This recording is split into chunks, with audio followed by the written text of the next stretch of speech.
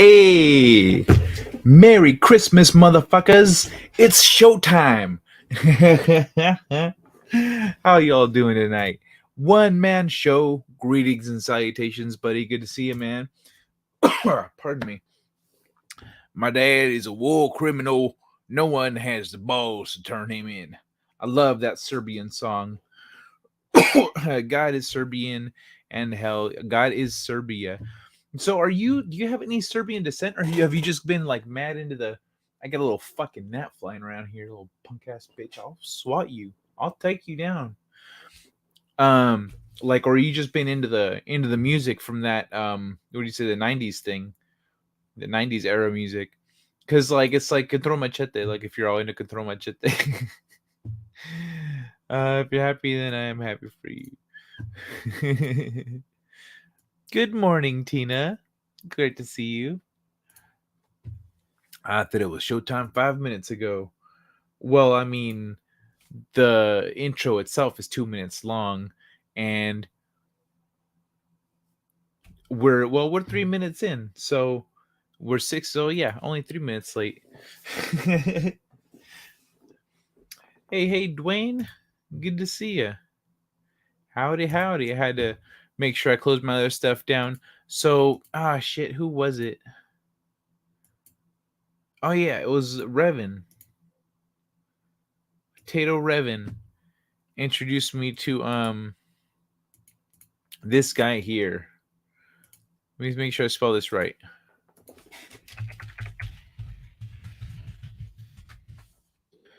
So if anyone here is into watching like Guild Wars gameplay, what else we got here? Hold on, I'm just gonna share it. Share screen.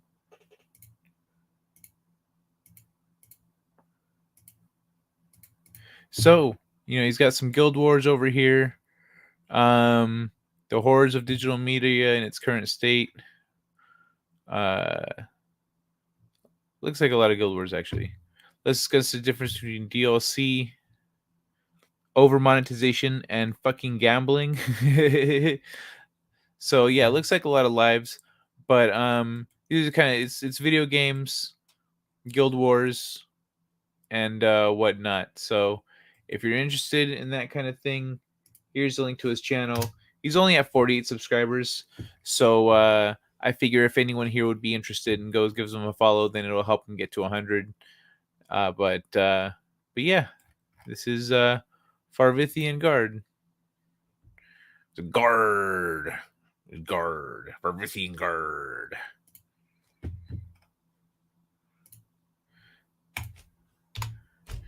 He's a guard. I'm a guard. Oh, too bad I don't have that. What's it called? Team America clip. I need some Team America clips. I need some shit from Team America. How the fuck has that not popped up? Oh my god. I'm gonna write this shit down right now. Team America clips. There we go. Rita is listening in the background. Say hello to her also. Hello, Rita. Hello, Rita. Buenas noches, señorita. Un placer tenerte aquí con nosotros. How is that, Mr. Señor Dwayne? I'm into Serbian music and propaganda. That's great. I'm not what might be called a gilder.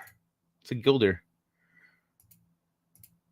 Hey, another monster. Welcome, brother. Howdy, baby outlaw. Good to see you, as always. I like tall Serbian women. Merka. Yeah.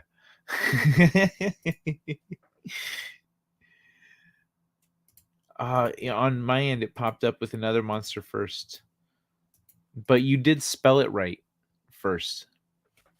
So there's that. You technically did say it first correctly.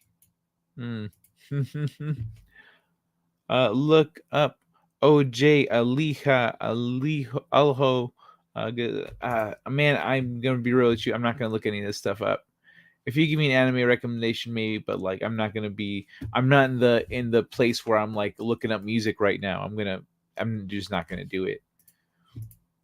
But I know who to go to when I'm ready. Because there will come a point where I'm because for my next book I have to plan like essentially every aspect of the next like decade of my world, or decade or so. Probably more actually. I mean, if I can plan out the rest of the series, then that'd be nice. But like, at least the next decade, I need to plan out, and I need to, and that means everything, in music and in like in tech and in like society and in government. And so like, I'm definitely gonna at some point be putting what's it called, like this kind of music, like revolutionary music, anti propaganda, anti the machine, you know what I mean? Like, I am going to be digging into that stuff. So at some point I am going to look specifically for that kind of music. And but yeah, man, no stupid Croatians like feet.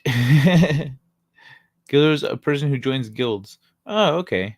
You know what's funny? That's actually what I thought, but then I thought, Kai, you're a nerd. That can't be right.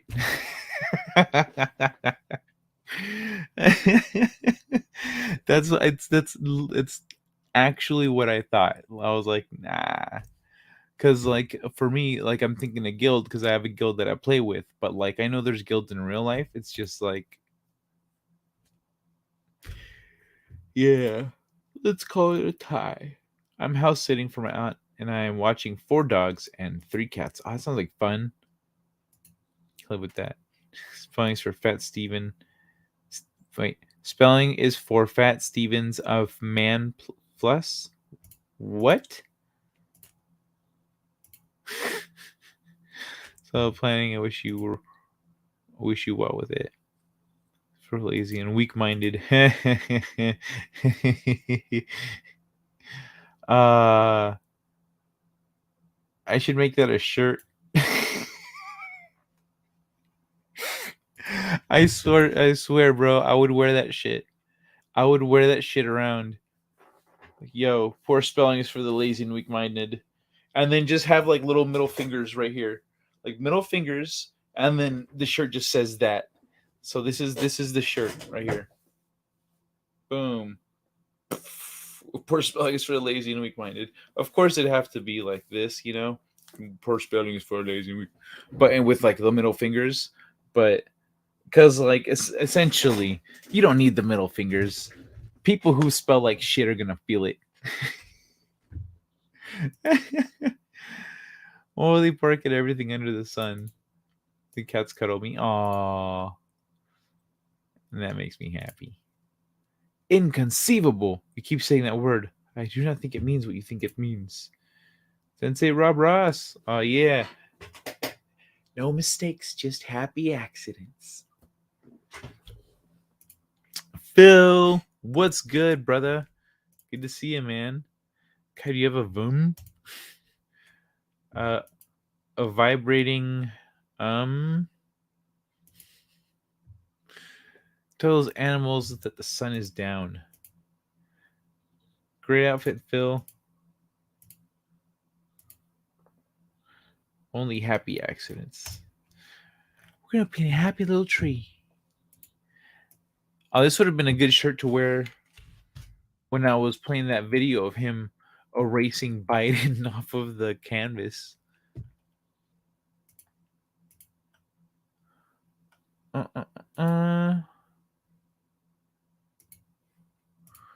Okay, let me see. Yeah, this would have been perfect. Oh well. Oh well. Do you like the virtual insanity? Sub to Phil. Oh, thanks, Another Monster, for putting links out there. Yo, okay, hold on. I'm gonna start with this shit because this is dope. This shit right here, this is fire.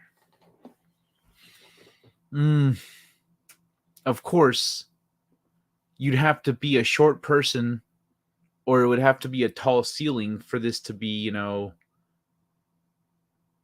worth a shit. But because otherwise, it's just you're gonna be just running into it all the time. But I'm also very much with this. I don't know if Tom Hardy actually said that, but yeah, I don't let shit slide. People are dumb. They do dumb shit and can fucking deal with the consequences. But yeah, yo, all right, y'all. So check it out. I got something for you all here, and I know y'all motherfuckers always be bitching about California, about how California, you think we ain't got no rebellious spirit. Y'all don't know shit, but I thought it might be fun to share some shit that happened in California this weekend.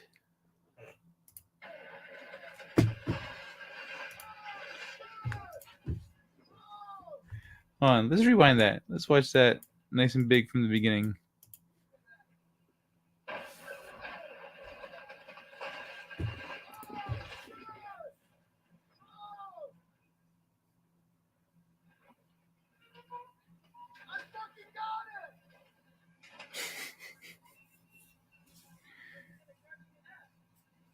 Look at this motherfucker.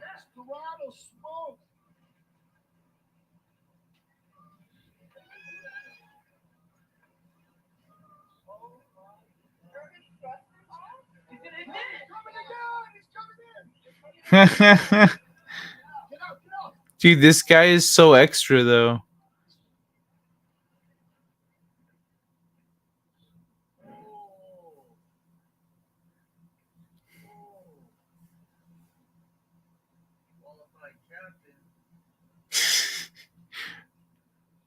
Motherfuckers driving a boat around, getting smashing into everything. Dude. Ace Helmsman. So the thing was captioned.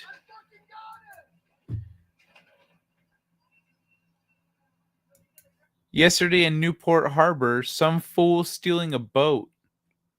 So I guess this guy was trying to steal a boat, but it looked like he came in to the harbor, not trying to fly out of it.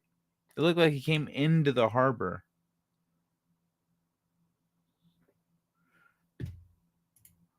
Fuck the motherfucker. You talking about what's wrong with Tom Hardy? What this? This shit's like I'm down with this. Did he do some bitch ass shit? Did he pull a bitch move or something? What happened? As far as I know, Tom Hardy's pretty cool. Yo, I love this. Whenever people pull this shit, if someone corrects you and you feel offended, then you have an ego problem. If you correct somebody and they're offended and they get all defensive, look, if you get corrected on something, then you have an ego problem. Like there's nothing wrong. Like people are wrong. You can be wrong about shit. When you get offended for being wrong, then that's your ego being in control of the situation. There, you're not thinking rationally. You're thinking with your ego. But yeah, what is this again? I forgot what that means. I just don't like his face. Tom Hardy's face just pisses me off. Okay. No, not you. Someone else said I used to like Tom Hardy. There it is. It's another monster. Maybe he stole it elsewhere and was trying to hide in the crowd. Yeah, maybe. Maybe actually, yeah, that's the thought. I don't support M.F.S or TMF. They're punks with ego problems. I don't know who that is. Tom Hardy, I remember him in the Serbian military. It means fuck fat Steven Seagal. Oh, okay. Oh, I didn't know that. What's FTMF? Okay, FFSS is fuck fat Steven Seagal. Okay, that makes sense now. FTMF. TMF. TMF.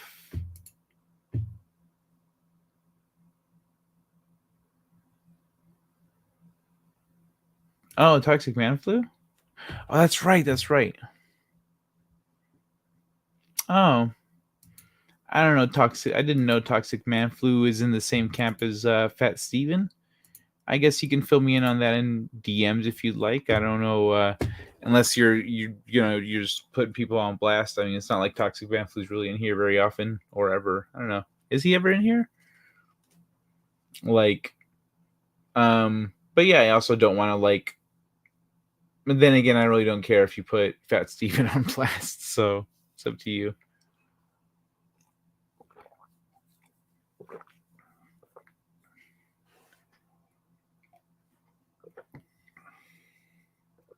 But yeah, I remember what's it called on Mindless Entertainment. Who was it? Sketch Therapy was being a punk, and he derailed the stream because Jesse wasn't gonna let him be talking shit on Mary without really anything to like anything there to support. It's just his opinion, you know.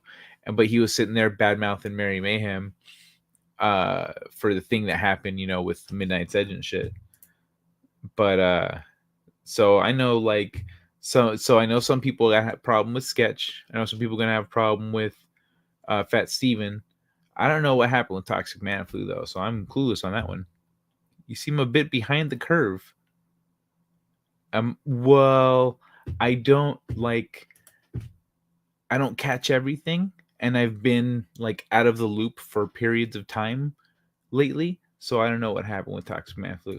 Oh, Sims, Toxic Man Flu Sims for fuck's sake.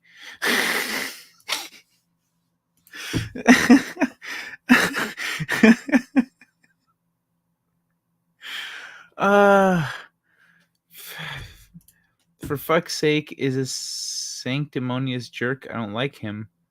You know, defends him, so he's a simp.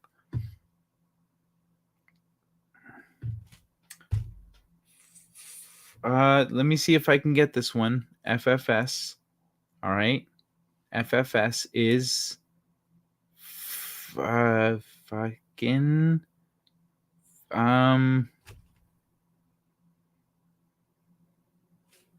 fuck. I've been living under the rock. You Apollo Patriot, you're like, I don't know why anyone's mad at any of these people. I love Lamp. I don't know. I love Lamp. I love Lamp. All right, you know what? I'm gonna write down I love Lamp. I need that one too. I love Lamp. I love Lamp. FSS. Okay.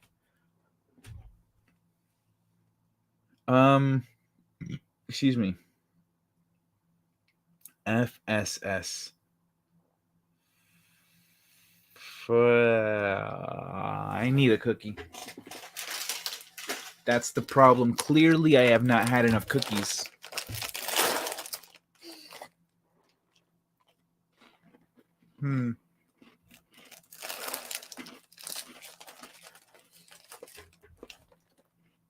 Oh, from earlier. Oh.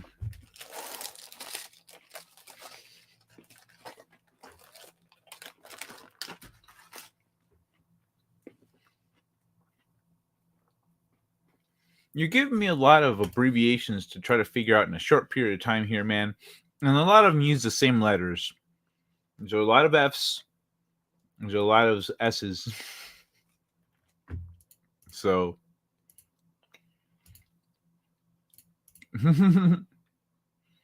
See, poor spelling.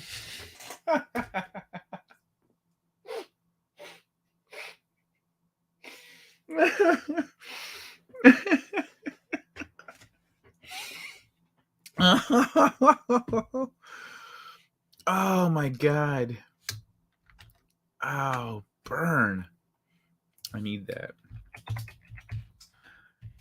Okay. That's fucking great.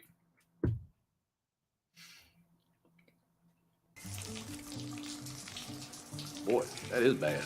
Somebody ought to check this thing's prostate. Mm-hmm.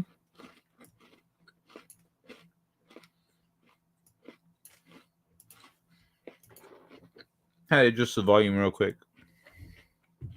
How do I reach these kids?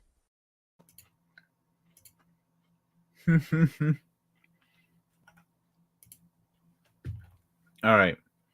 So Toxic Man Flu. So you're telling me Toxic Man Flu simps for Fat Steven Seagal, and they're both egotists. And wasn't there a third person? No. That was F.F. Though, for fuck's sake. Okay.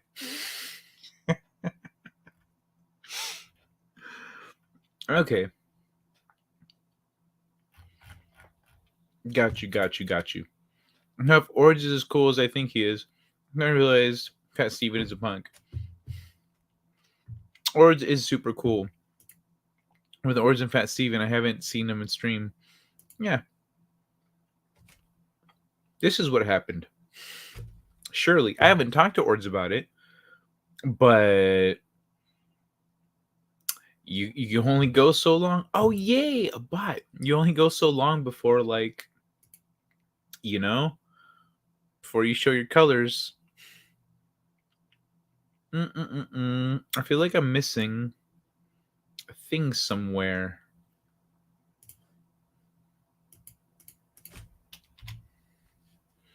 Nope, I guess not.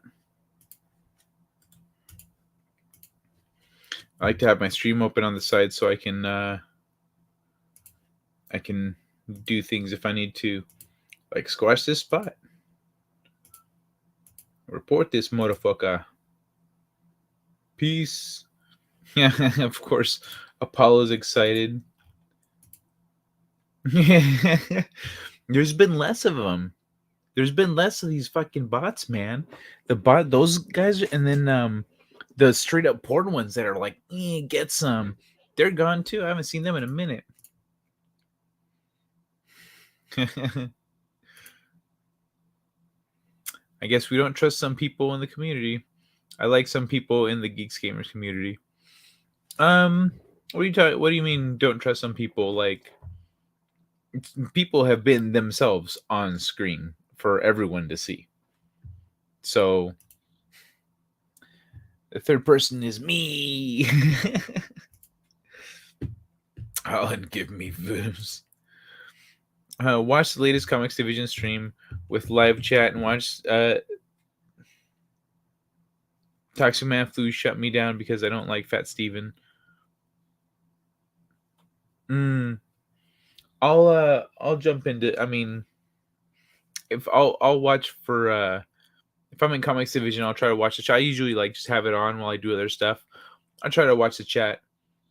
If I'm there, another monster. Say hi. And so you're not like alone, you know what I mean? Because Fat Steven essentially, like, he can be cool, but then the problem is that even if you're being chill up front, what matters more of what's going on in the back, and what's going on in the back is not good.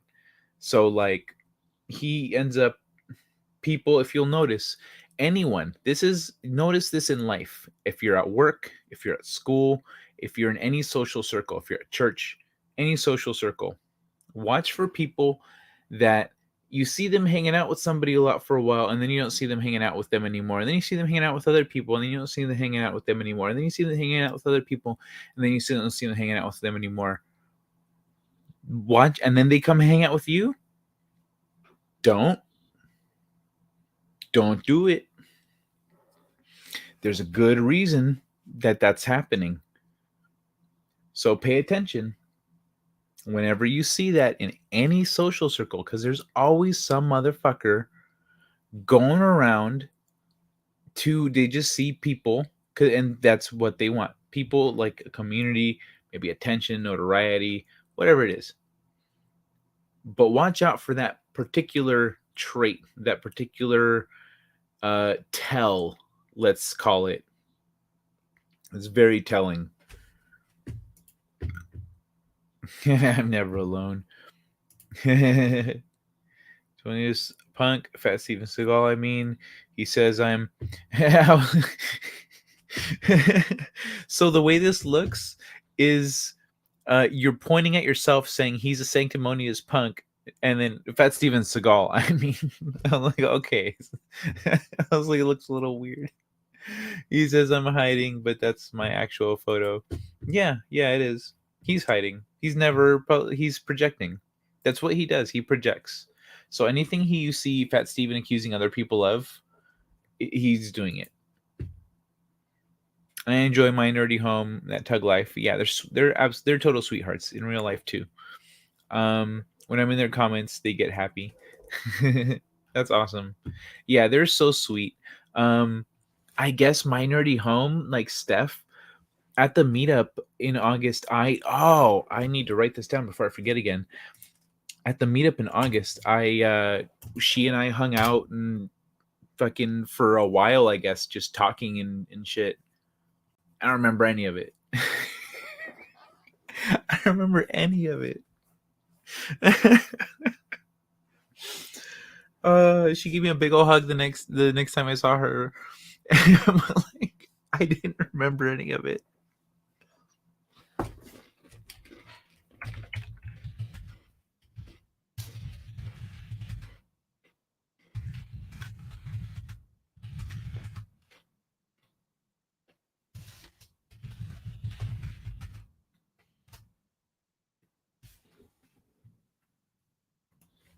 Okay.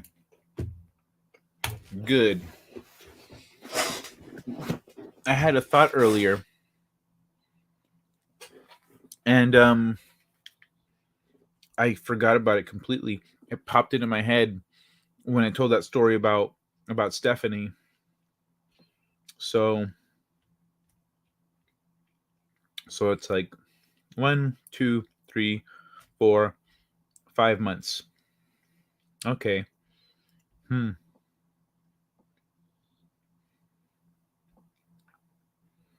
Okay. Anyway, cool. So, what's shaking bacon? What's up with everybody? How was your week? It's Friday, baby. Did y'all have a good one? Did you have fun? Are you looking forward to the weekend? Are you ready for the weekend? Are you one of these assholes that's on the other side of the planet and your weekend started yesterday? McCabe's.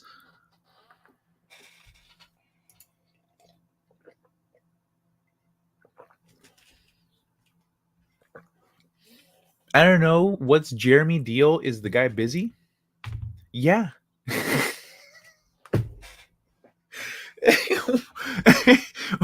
What the fuck? You fucking with me, dog?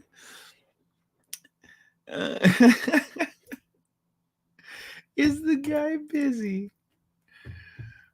I love them short, curvy girls at my nerdy home. It's too bad she's not here to take note of that and say, another monster. If I see him at the meetup, I know. Should we wonder why you don't remember? Oh, I was drunk. Everyone knows. I mean, I guess not. I was really drunk the first night. And I was exhausted from being up for like 3 days. Well, only with intermittent naps. Like if I was half my age, I'd be all about Christinova. Christinova is awesome. I can't wait to see her again. I can't stand Krista Simps. Her mods almost banned me because my memes were so powerful. The Krista Simps are pretty. They can be a little bit. They can be quite passionate. But yeah, it's she's really a delight to talk to. It's funny, it's funny. Speaking of simps, fucking Phil, if he's still here, Phil cracks me up. I wanna drive out to LA and hang out with Kelly just because I can, with Jedi Bunny just because I can, and I want to take selfies and send them to Phil, like, hey Phil, hello from LA.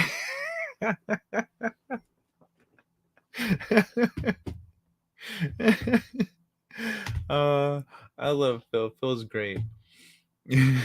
But I don't know if you're still here, Phil. I know that would get you all riled up. Like, you're like, why? Fun apart from rewatching it, man? No. Well, I mean, apart from rewatching it, man. Oh, I see. I see. So it's late night meh for you, huh?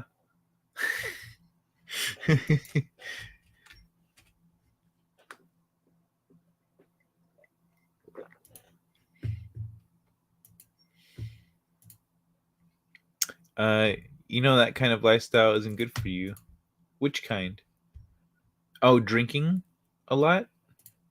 Yeah, I know. I'm not drinking as much anymore. Chicks don't really like sips. Yeah, they don't. No. 4chan memes, World War II German memes. Oh yeah. Well, I don't think that's a simp reasons. I think like Krista is just really sweet and like innocent and stuff. So her like comfort zone is much smaller than, like, let's say you and me, who have seen the dark underbelly of the internet. You know? We're on a whole other level, bro. we're we're we're way over there. And so like her mods are moderating for her sensibilities, and you're stepping outside of those. You know what you're doing, bro. You know what you're doing.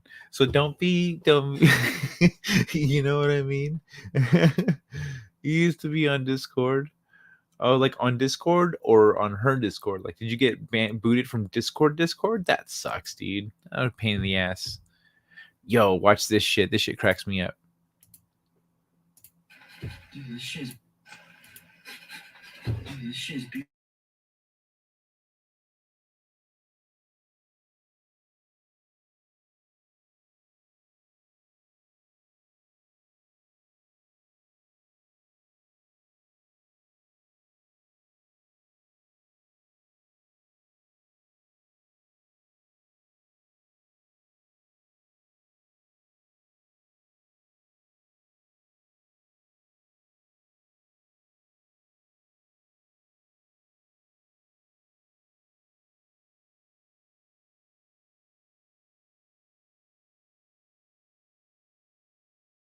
You're gonna look.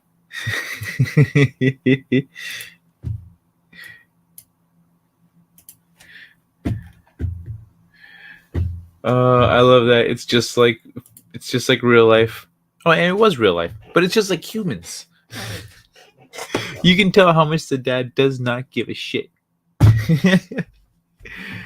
Man, it comes during discussions of cry, you know what, those pointless. Oh my god. How do I reach these kids? Talk ramp on memes, but I never got banned. Nice, good for you. If you want to hop into my Discord, man, I think you might already be in it, but I don't know how to Discord. I want to make a fun Discord, like for people to hang out in and shit. I have a few bots I want to add, like a leveling up thing, like I don't know what else, but a couple other things. But like, do you have any ideas of how much do you guys use Discord? How much do you guys use Discord? And if there are any channels that you like to hang out in, like what does it for you? You know, what makes the Discord like somewhere you want to go? Because like let's say yeah, I don't know. I want to hear from y'all.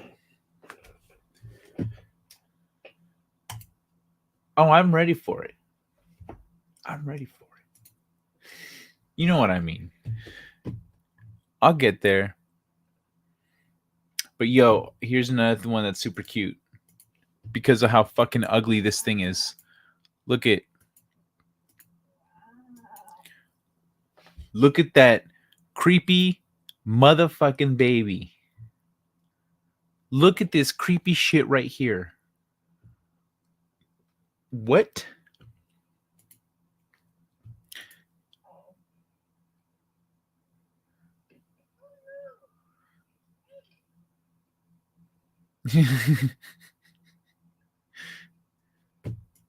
This little girl. What's funny is she's got the crazy eyes. She's like 4. She's got the crazy eyes already. Look at her crazy eyes. No wonder she likes this baby. She's just as crazy as the murderer's soul that's clearly been like trapped inside of this thing. It's clearly somebody used voodoo magic to put a murderer's soul in this baby, and this little girl has an affinity for it, and she's got them crazy eyes. No, someone watch out for her. She's like a little Dexter waiting to happen. Watch out for this little girl. She's going to be her and this doll. Watch. I swear, within 10 years, we're going to start hearing about murders by a small blonde woman, by a young blonde woman with a haunted doll. And people are going to think that's crazy. That's crazy. A haunted doll? Yeah, this haunted doll with a green head floating next to her. No, you're out of your mind. I'm calling it. This maniac, murderer, this murderer waiting to happen right here. Murderer waiting to happen.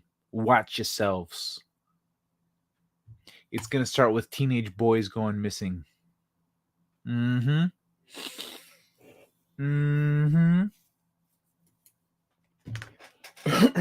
Excuse me. I used to have Discord. It's turning into Twitter now. Okay, so that's where you're trolling people now? Never been there. If I was on Discord, I go to the dark web memes. I want my son to look just like that. Good morning, Steeg. Great to see you, man. What are you up to this morning? I'm here if you want to come hang out, man. It's been a minute. I'm Chicky. Want to slay? That looks cool. What, the doll? This freaking murderous doll? It does. It looks like a cool doll because it's the only doll in the store that might be able to kill you. That makes it pretty cool.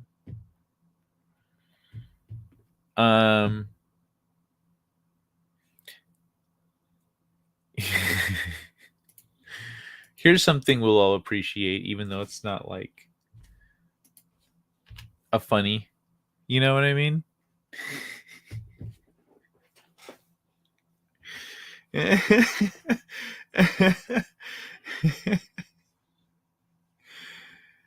This bitch. One of my friends, I shared this to my stories, and one of my friends replied, like, this crazy leftist woman's eyes give me nightmares. I wonder. I have a friend. I'm wondering because she's been sending me so much like anti-Biden stuff that I'm like, who did you vote for? Like, because I could have sworn, I would have sworn that she'd have voted Biden, but also I could see her not being political until shit starts hitting home, and then she's like, "Why is this happening?" You know. So either she's was apolitical turned political because of all this, or she voted for Biden and she has buyer's remorse, or she was a secret Trump supporter the whole time. I don't know. I'm really curious because it's every day. It's like nonstop. It's nonstop every day. It's like Biden meme, cute animals, you know, some ratchet shit that she and I relate to. Biden meme. Gas is expensive, you know, like it's just one after the other. You can take the sarcasm and attack us, unlike Fat Steven Seagal attacking Man Flu. Yeah, bro. I said something one time. Fat Steven Seagal, we were on a stream. He got so mad. He changed his. He did this shit right here. He changed his fucking audio avatar to be like something neutral, like a not like I don't have a nothing. You know, I only have these cool ones.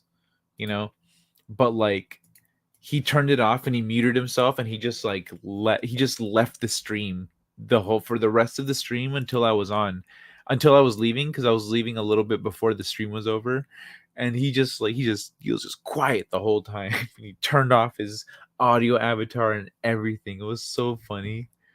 I was like, oh, okay, cool. And that was after I apologized for being wrong, because I was like, oh, that was Culture Casino. My bad, Fat Steven. I thought it was you because of this. I had very logical reasons, but because like okay, it was the pee pouring sound, and Culture was doing it, but like Fat Steven's little icon was doing this, and so I was like, hey, dude. I can't hear whoever's talking right now. Like, can you not do that?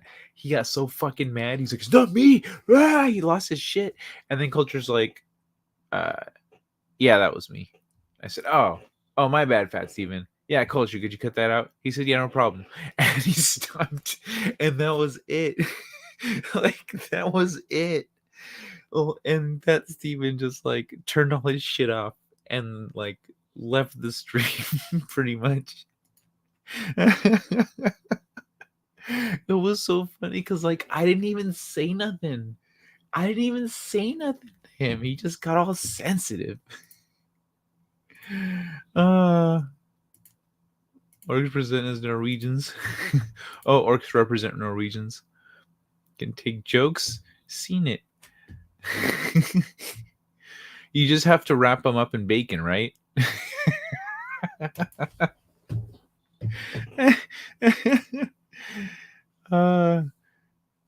Catastrophe proves it.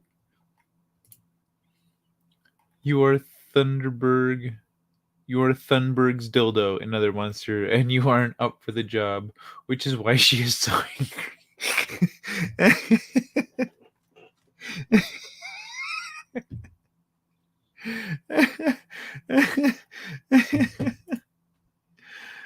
uh, Fat Steven can't handle Greta's dildo, but Greta is still hungry for more.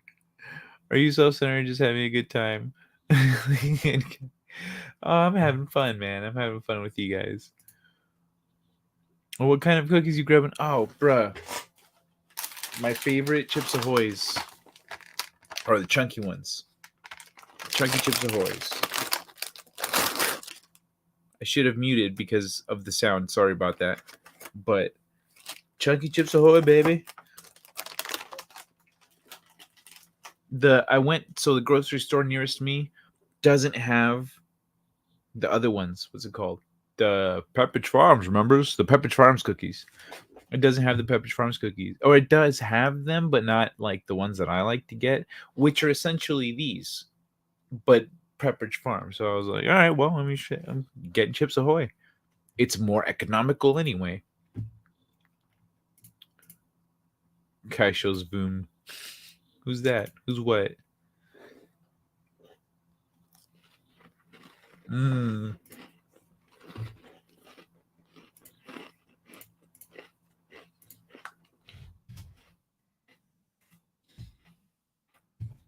I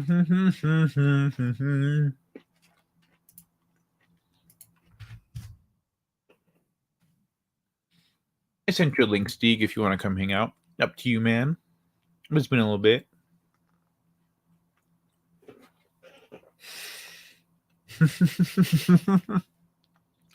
What's the difference between 3 dicks and a joke? An SJW can't take a joke. I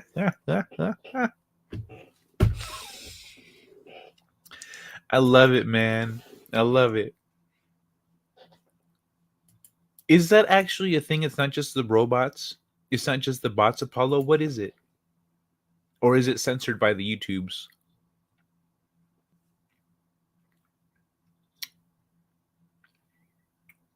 What? What the fuck is the Swedish hammer? Goloso. What's up, Brandon Mild? Goloso. Este cabrón me dice goloso. No soy gordo, ¿ok? No soy gordo. Eso es lo que cuenta. Where are the ladies at? I'm over here speaking Spanish to nobody. Cookie Monster. C is for cookie. That's good enough for me.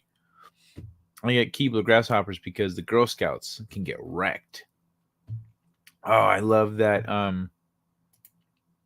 Speaking of, I love that clip. Made of real Girl Scouts. The Addams Family, the first one, where she's selling one at Wednesday and Pugsley are selling lemonade, and the Girl Scout girls selling Girl Scout cookies.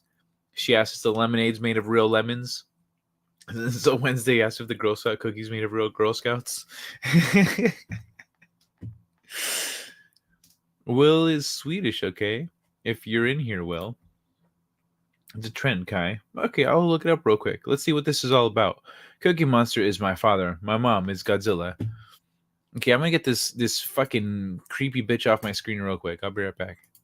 Okay, let's look up VUM, right?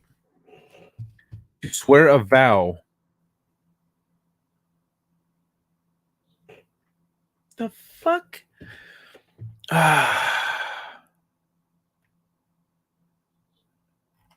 I'm gonna look up Urban Dictionary. I'm gonna straight to Urban Dictionary.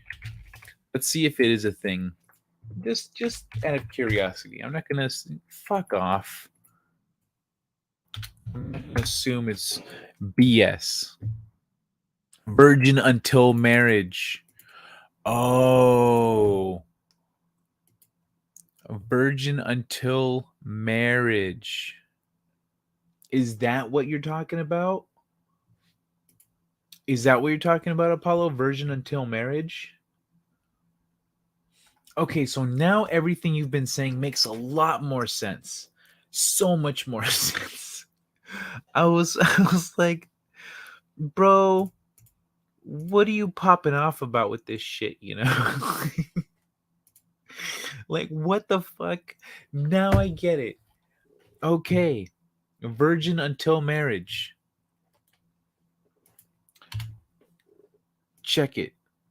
Virgin until marriage.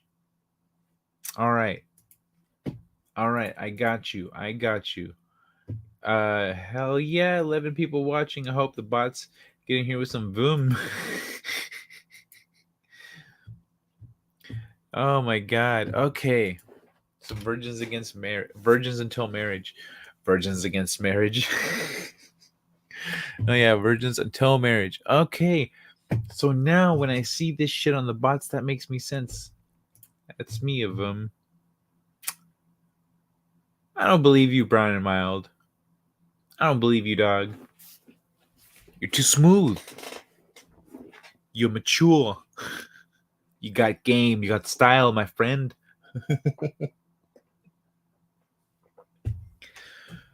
Virgin until marriage.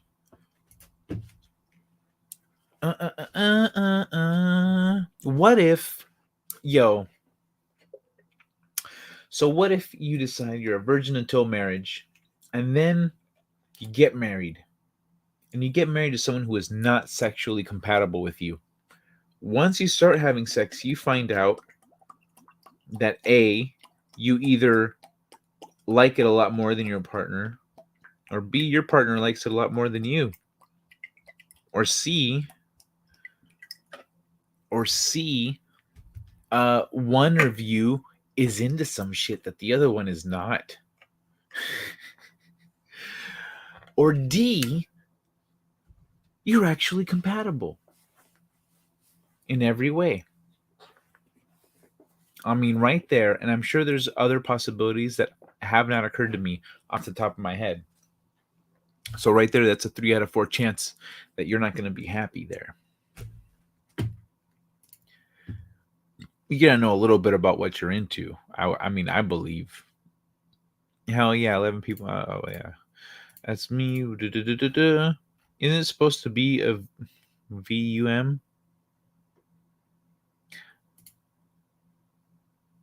Well, I mean, I think the dots kind of are irrelevant when people like know when it's that might be why they do the alternating capital lowercase, you know, because I see that online people doing that, and I do those things too. Well, I'm a virgin till marriage to the new girls. Okay, and on that topic, I'd have to have more bodies than the chick. I'd be so off if my partner knew some other shit I haven't done. Wait, let me try that one again. And on that topic, I'd have to have more bodies than the chick. I'd be so off if my partner knew some other shit I haven't done. Well, that doesn't necessarily mean that she's got like more numbers than you. It just means she's experienced something different than you have, you know? It's like just cuz you've been around doesn't mean you know everything. You know, even porn stars have things they haven't learned, you know? Um that's life. That's everyone. So, I mean, I wouldn't hold that against them, you know? What if she's only been with 2 guys and one of those guys taught her some shit that you didn't know about, you know? I know how to solve this situation. Put hot sauce in her butt. Go doggy style. Oh no. No, that would burn. That would burn so much. Both of us. That was, and it's not like, I mean, honestly, you don't need to put it in there. You could just put it on yourself and then go for it. And like you're both gonna feel the heat, you know. But I would imagine that because no, I wouldn't, I wouldn't use that as lube. I would not use that as lube, and it's gotta burn the hell out of your asshole. I'm sorry, too much experience for my ego. I always use hot sauce. What? Hot sauce? I wouldn't even want to put that on my junk, man. Are you kidding me with this shit? Hot sauce? Hot sauce. I mean, chocolate, I understand. Chocolate's the most amazing thing on the planet. It's delicious. You know, it's everything. Chocolate. I love chocolate. Hot sauce, though, you can't. Chocolate doesn't burn. Chocolate loves you. Burn will be good. I don't know, man. I think instinctively, a burn is bad news bears in certain, or ever, and on any part of your body, any part of your body. Oh my god. Hot sauce. I use a hot Cheeto flavored condoms for the tortas.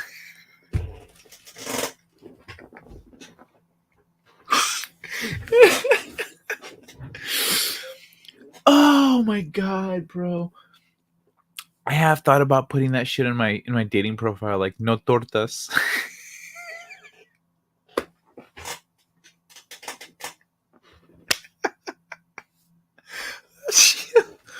Oh my god, bro. You know what? I wouldn't be surprised if they had that shit in Mexico.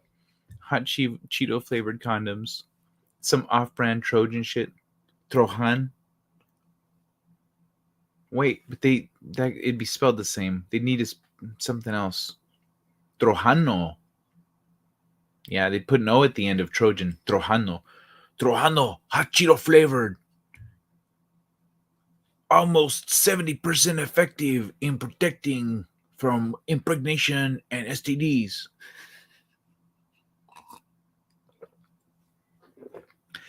Lined with lead to protect you from radiation from the sun. You don't want your junk to get radiation poisoning, do you?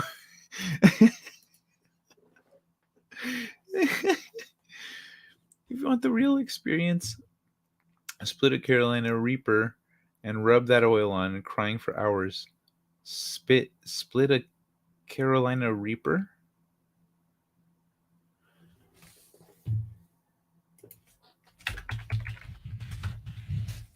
Carolina Reaper.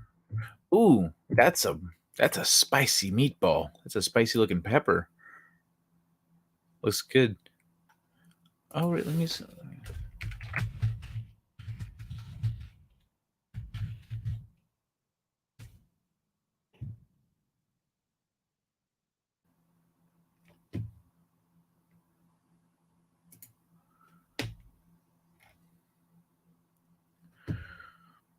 Okay, so let me see.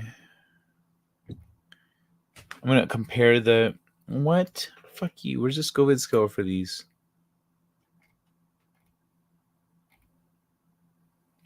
Fuck off. Inconsistent. Inconsistent. Anyway.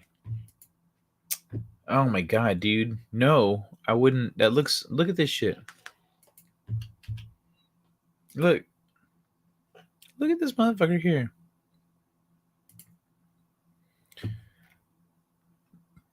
You don't want to put that on your shit. Oh,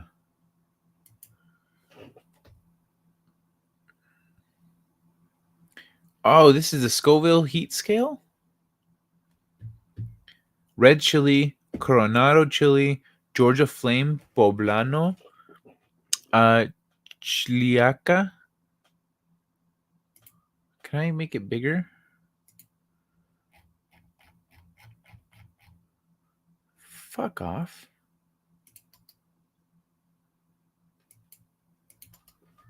No thanks. Get out of my face, you piece of shit. Oh my god.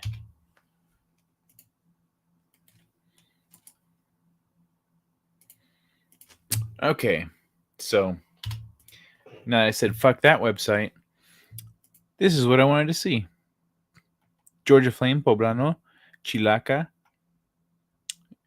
guajillo, jalapeno, according to this, serrano, arbol, cayenne, chiltepin, Scotch bonnet habanero, red savina habanero, boot jolokia, ghost. Oh, so ghost peppers. So this 1 million is ghost peppers. So if you've had ghost pepper stuff, which I have, that's 1 million Scoville. Trinidad Moruga Scorpion, 2 million. Carolina Reaper, 2.2 million. Damn. US grade pepper spray, 5.3 million. Pure capsaicin, 15 million. So I've had something in between 1 and 2. I think I've had something around 2. Because I've had ghost peppers. And they didn't do to me what the other thing did. So I think I've had Carolina Reaper or Trinidad or something. I've had some other kind of hot sauce that was way fucking hotter than ghost pepper and chilies. It was hotter, like hands down. It's why I can eat hot stuff no problem now. I eat hot stuff. I'm like, that's not that hot. It's so spicy. I'm like, no, it's not. It did not literally make my face like feel like it's turning red and like smoke is coming out of my ears, like a cartoon character. If it doesn't do that, no. If it doesn't make me start sweating, it's not even worth the shit. Tortas are for her the drunk experience, last minute horny mode. I still don't. I can't, bro. I can't. Like, I actually can't. So like, even if they're like, I'm like, I'm horny, and she's like all over me, but no thanks. I just say nah. I'll deal with it. Juicy Smollett, you spelled that way wrong, is gonna find out soon. If I had a dating profile, I'll put I love using hot sauce. You need the wink. You need the. Oh my god! You know what? I mean, no, I can't. I can't be brain girls over here right now. Carolina Reaper wings are fires, but oh yeah, where's my greens? Is it? Oh yeah, cool.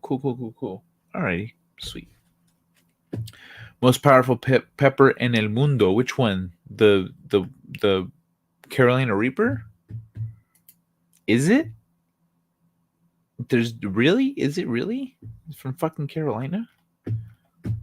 I grow reapers on my outdoor deck. Oh my god, dude, what the fuck?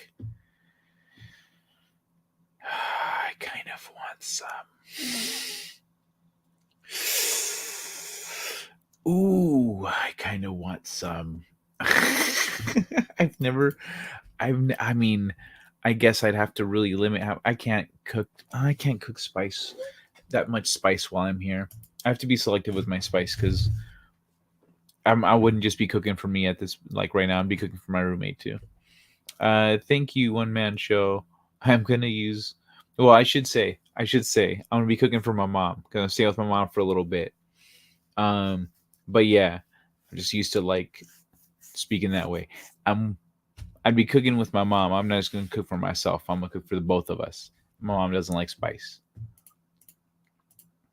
It'll be a fun challenge. 1.5 to 2 million. Yeah, dope. Yeah, I've had ghost peppers, and I've had something hotter than ghost peppers. I've told the story. Those kids in high school with the little knuckleheads, the bag, with the hot sauce bag. That when I asked them about it, I was like, "What is that?" Like once I tasted it, I said, "You guys are fuckers, dude." And they all laughed. I was like, "What is that?" Like, we don't know, dude. We got it like on the internet. It came like because that's how we talked back. We didn't say we got it online. Like we got it on the internet, and like it came in like a little bottle like this, and it's supposed to be one of the hottest hot sauces in the world. I was like, "Yup." And I asked them if they'd all tried it, and they said, "Oh yeah, that was the first." So they'd all already experienced what they put everybody else through. Like they went to school and they said, "All right, now let's do that to everyone else," because they did it first. And so I respect that. I respect that shit, but I still told them they're assholes. uh Keep a shaker of Reaper powder on my desk. Fun for the rare occasional guest. Bro, I should I kind of want I should see if I can get some. I know someone who would appreciate that. Reaper powder. How do you make Reaper powder? You just grind it up? I'll probably find it online. Now that I know what to look for, Carolina Reaper. All right.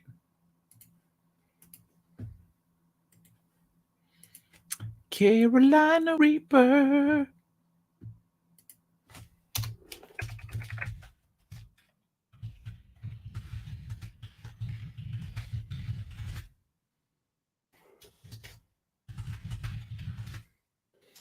All right, that's right. All right. Oops, wrong tab. Reapers are not to be taken lightly. Yeah, I know. I know someone who would appreciate that as a gift. Fun fact, they use chilies that hot to warn off elephants. No shit. That's nuts.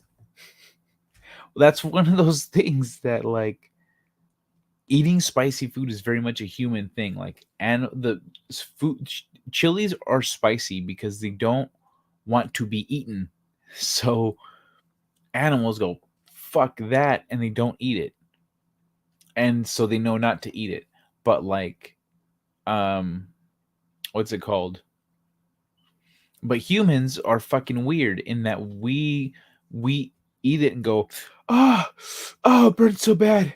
And then we try to make it go away, and then we go, okay, all right, round two.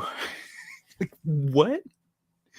Every other animal goes, fuck this thing, and just like chucks it into the forest and goes, No. No. No. I'm done.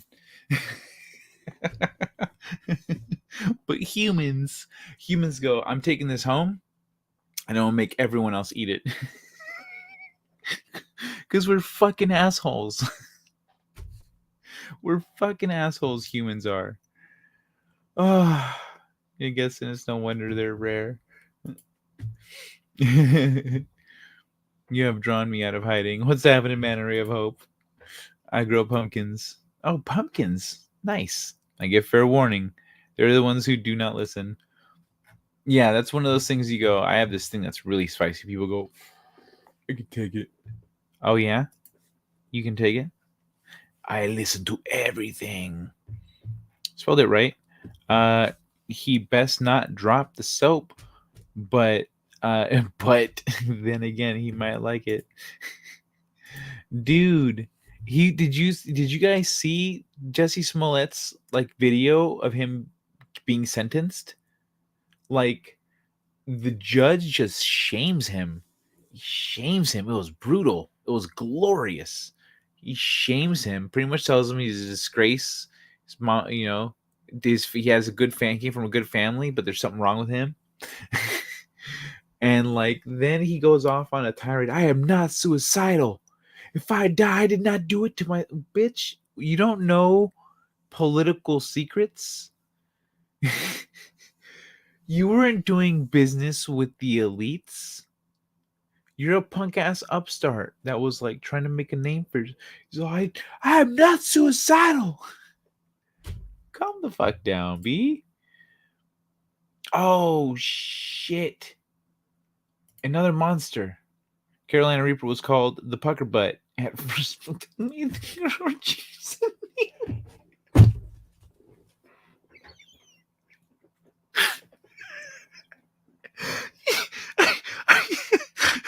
Are you being serious right now?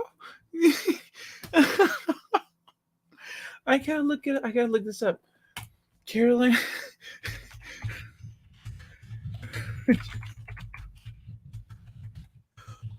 Nope. That's...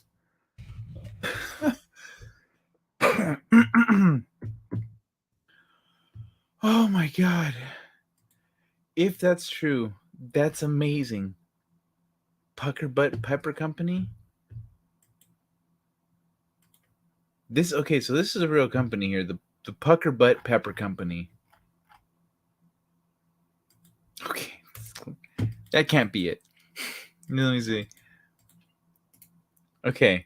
How one man overcame addiction by growing the hottest peppers in the world? Bro. All right. We stumbled onto some cool shit with this Carolina Reaper nonsense. This is out of left field. But let's I'm just going to leave this up. I'm going to leave this up so we remember why we're looking this shit up in the first place. Okay. How one man overcame addiction by growing the hottest peppers in the world. Pucker butt. All right. I'm going to keep on working while we talk, says Ed Curry, the founder and brains behind Pucker Butt Pepper Company. Oh, I guess the website I found is the one. Curry is a busy man. He runs his entire company out of a small storefront in Fort Mill, South Carolina, and sells everything from seeds to pepper mash and hot sauce to more than 95 countries around the world. Holy shit. That's impressive. All right. Curry, who's rightfully earned his nickname, the nickname Smokin' Ed, is most famous for creating the Carolina Reaper, which is currently the spiciest. The Carolina Reaper, which is currently the spiciest commercially available pepper, with an average of 1,641,000 Scoville heat units (SHU). It also holds the Guinness World Record for hottest chili pepper in the world, For comparison, a jalapeno's range tops out at a measly 8,000 SHU. 8,000. And the previous record holder, the Trinidad Scorpion Butch T, has 1.46 million SHUs at its very hottest. Wow. So the average for the Carolina Reaper is higher than the Trinidad Scorpion's top. So that means the Trinidad Scorpion is probably what I had in high school.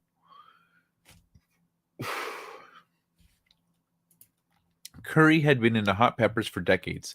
The 55-year-old from West Bloomfield Township, Michigan, first got into chiles when he went away to the University of Michigan for school, mostly as a way to stay healthy, as raucous partying became a way of life.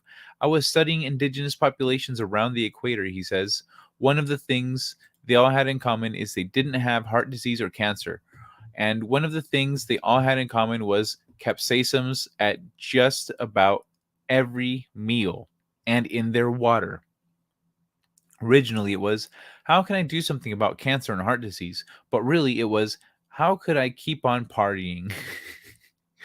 Multiple studies have shown that capsaicin, an active compound inside chili peppers that produces a burning sensation when it comes into contact with tissue, does have anti-cancer properties.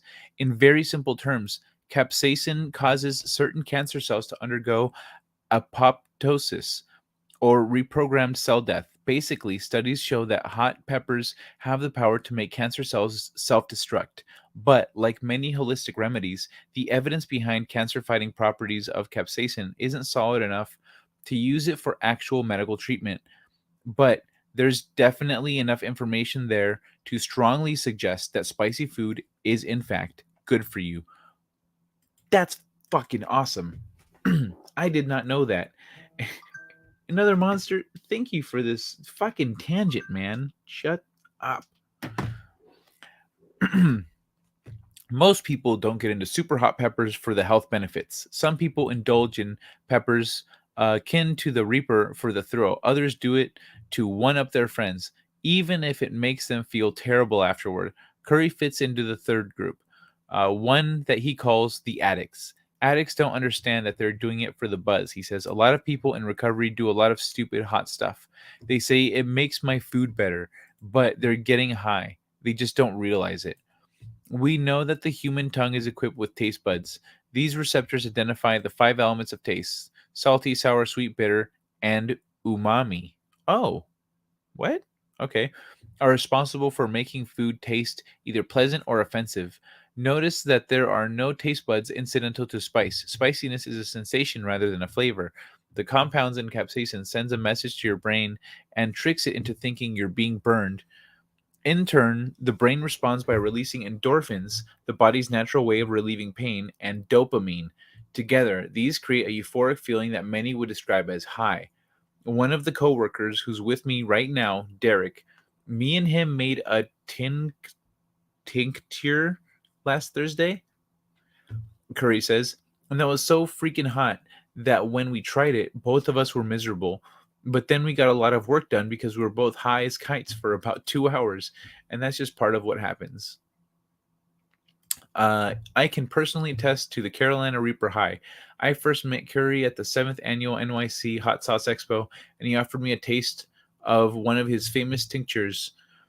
This particular formula was a mix of Carolina Reaper, chocolate blue bonnet, and Pepper X, which is currently the hottest chile in Curry's lineup, but not available for commercial sale. Oh wow. So Pepper X is hotter than the Carolina Reaper, but it's not available for commercial sale. That's nuts. Okay, I immediately started sweating and tearing up, grabbed for a can of whipped cream, which was free flowing at the event. Helped dull the pain, but after about 5 minutes, the burning subsided and left a euphoric feeling in its wake. I felt light and energized, and those sensations lasted for the better part of the day. For some, pain comes with the world's hottest peppers, isn't worth the struggle. Okay, so I'm going to skip ahead. Throughout college, 10 of them before graduating. Wasn't a product some grand scheme to create the hottest pepper, but rather a happy accident of Curry's botanic experiments. The hottest pepper wasn't hot enough for me back in the 90s, he says. When I created the Carolina Reaper, really wasn't trying to make the hottest pepper in the world. I was just trying to make something. Hold on. I'm going to silence this shit because I don't know why the fuck it's going off. It's usually not. But, so I get annoyed when people message me late. Like, fuck off. You know what I'm doing. I don't know who's messaging me right now, though. The hottest pepper wasn't hot enough for me back in the 90s. When I created the Carolina Reaper, I really wasn't trying to make the hottest pepper in the world. I was just trying to make something that was good, and it just turned out hot. It turned out that all 9 in that series were extremely hot. Okay, so it looks like I missed a little bit something. Rehab. So one night he had a revelation of sorts, and he checked himself in a rehab facility where he completed a substance abuse program. Shortly after, in 2001, he moves to South Carolina to be close to his parents. That's when his love for and knowledge of chilies flourished. He began growing his own peppers, experimenting with crossbreeds. Okay. So when crossbreeding produced to create something new, you can't simply watch the experimental plant grow and call it a day. The process of getting a new species approved is a rigorous one that takes the better part of a decade. Dang, it takes 8 to 10 years to stabilize a crossbreed. If it works, most of them don't. Curie says, interesting. You have to have a geneticist involved and a chemist involved pretty much the whole time. We get them involved in year 2. We got them involved in year 2, I guess, if things are looking good. From there, a chemistry lab. Oh, I see. So 2 years into crossbreeding a chili, they get these guys involved. They get a geneticist and a chemist involved. From there, chemistry lab needs to verify a statistical average of the SHUs. Then you can apply to Guinness to get a world record, or just get a certificate from the USDA that says it's a stable breed. It takes anywhere from 8 to 10 more years to become a cultivar, which is what you use for sale at stores. Oh, that's why the other pepper isn't available publicly for sale yet. Interesting. So he's got a wife now. First spotted her that he met at an AA meeting. That's awesome. 12-step recovery, yada yada. Hold on. Pucker butt currently brings in more than 1 million annual revenues, the biggest. Okay.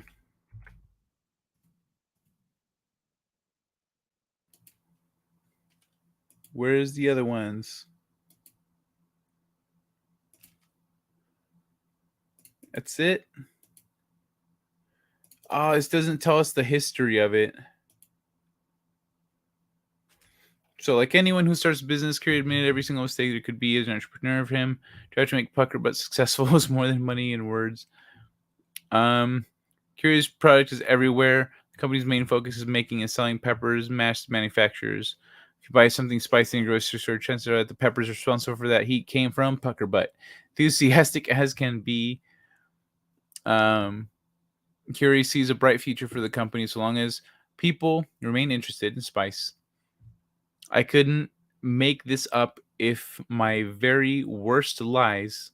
I couldn't make this up with my very worst lies as a drunk. He laughs. That's pretty awesome, dude. Congratulations, Mr. Puckerbutt. But damn, what? All right, so I guess heart disease and cancer are afraid of spice. Okay. I guess that explains why Latinos all die of diabetes instead. That's funny. So he named his company Pucker Butt since they made him change the name of the pepper. You dry the pepper, then grind it. Okay. If you want to make a pepper out of it. Cool. I run them through a dehydrator for a day, then process them in a dedicated coffee grinder. Oh, okay. Cool. No pica. Biggest red flag for the spicy intolerant. What? No pica. Biggest red flag for the spicy intolerant. What do you mean? If something isn't spicy? It's a red flag. The rooster's pick. What the fuck does that mean? That's because every other animal is a pussy dog. Wait, where did that come from, though? About the roosters picking.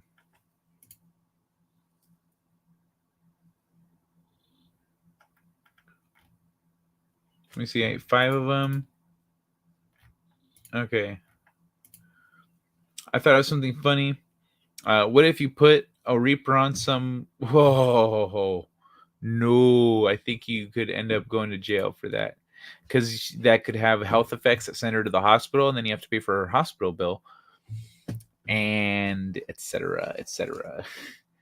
That's weird, dude. Like my first week on this show, I read an article about a vegan who fed her roommate vegan food without telling her it was vegan.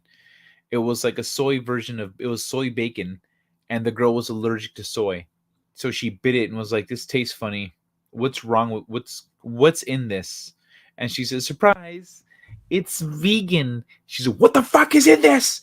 And it's soy and shit, you know. And then her throat starts closing up, and yeah, it ruined her life.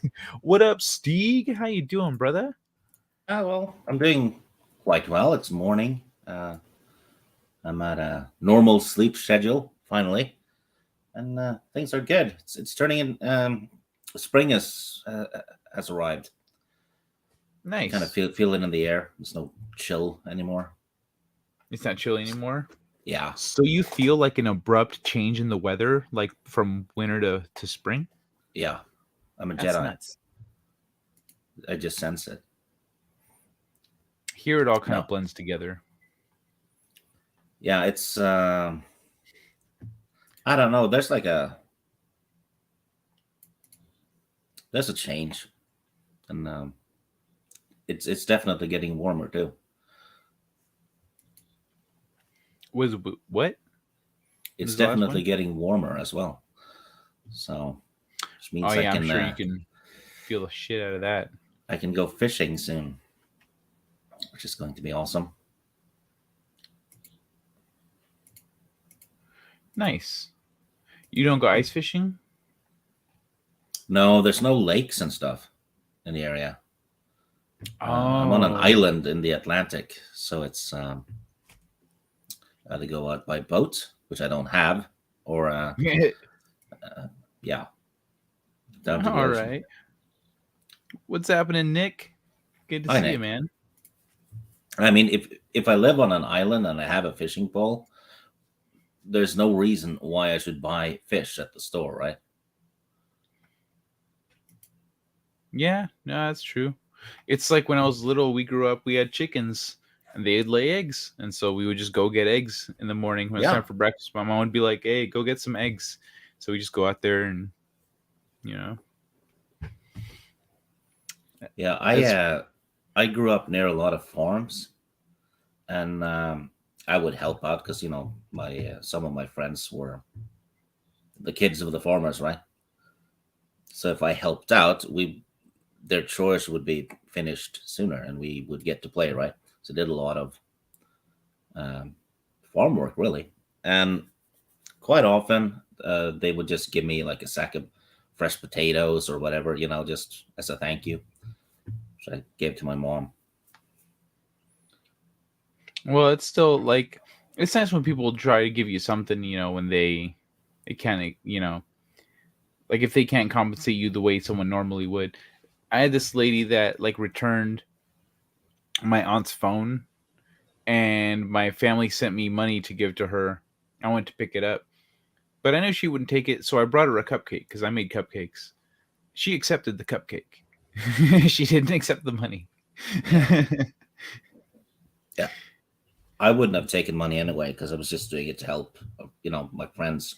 Mhm. So it was kind of selfish in a way because, like I said, the sooner their chores were done, the sooner we could go out and play with our plastic guns and whatever we were up to, right? Yeah, that's true. Well, still, I mean, like, but that's still being a good friend. Like, because a lot of people would just be like, ugh, and they'd peace out and just be like, well, come play when you're done. They wouldn't help, you know. You're trying to help. That still speaks well of, you know, where you're at. Even if Well, it's like, well, the sooner you're done, the sooner we're playing. But like, you're going out of your way to do work for somebody. well, I actually liked doing farm work Mhm. because usually they would do a lot of different things every day. You know, move fences, and you'd move sheep or cows from one pasture to the next, I guess, and clean out Hmm. the barn. That was a lot. They had to do that every day. I never minded that. I thought it Oh was fun. man, Got to be outside, right? I would hate all that shit, even when I was a kid. That was not for me. Yeah, we were moving one of those small electrical fences, and we had forgotten to turn off the electricity before we started Oh, moving them. So that was a jolt. You remember that one? oh man. So I just want to read this real quick because it's fucking funny. That spice head high really be hitting. Why continuously get the hottest wings they have at any spot? I have a friend who does that. That's what I'm talking about. My replacement for weed at the moment. No homo. My ass used to the pain now. That's fucking funny, dude. Oh, that's a bummer that you're. But I think you. We've talked about your sobriety and stuff. But I'm California sober, you know, so I'm different. But they're Norwegians. It's one of Tolkien's letters, I'm sure. According to Rings of Power, orcs can be black now.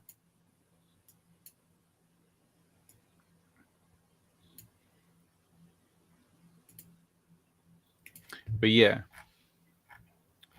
So I was just catching up on the chat here.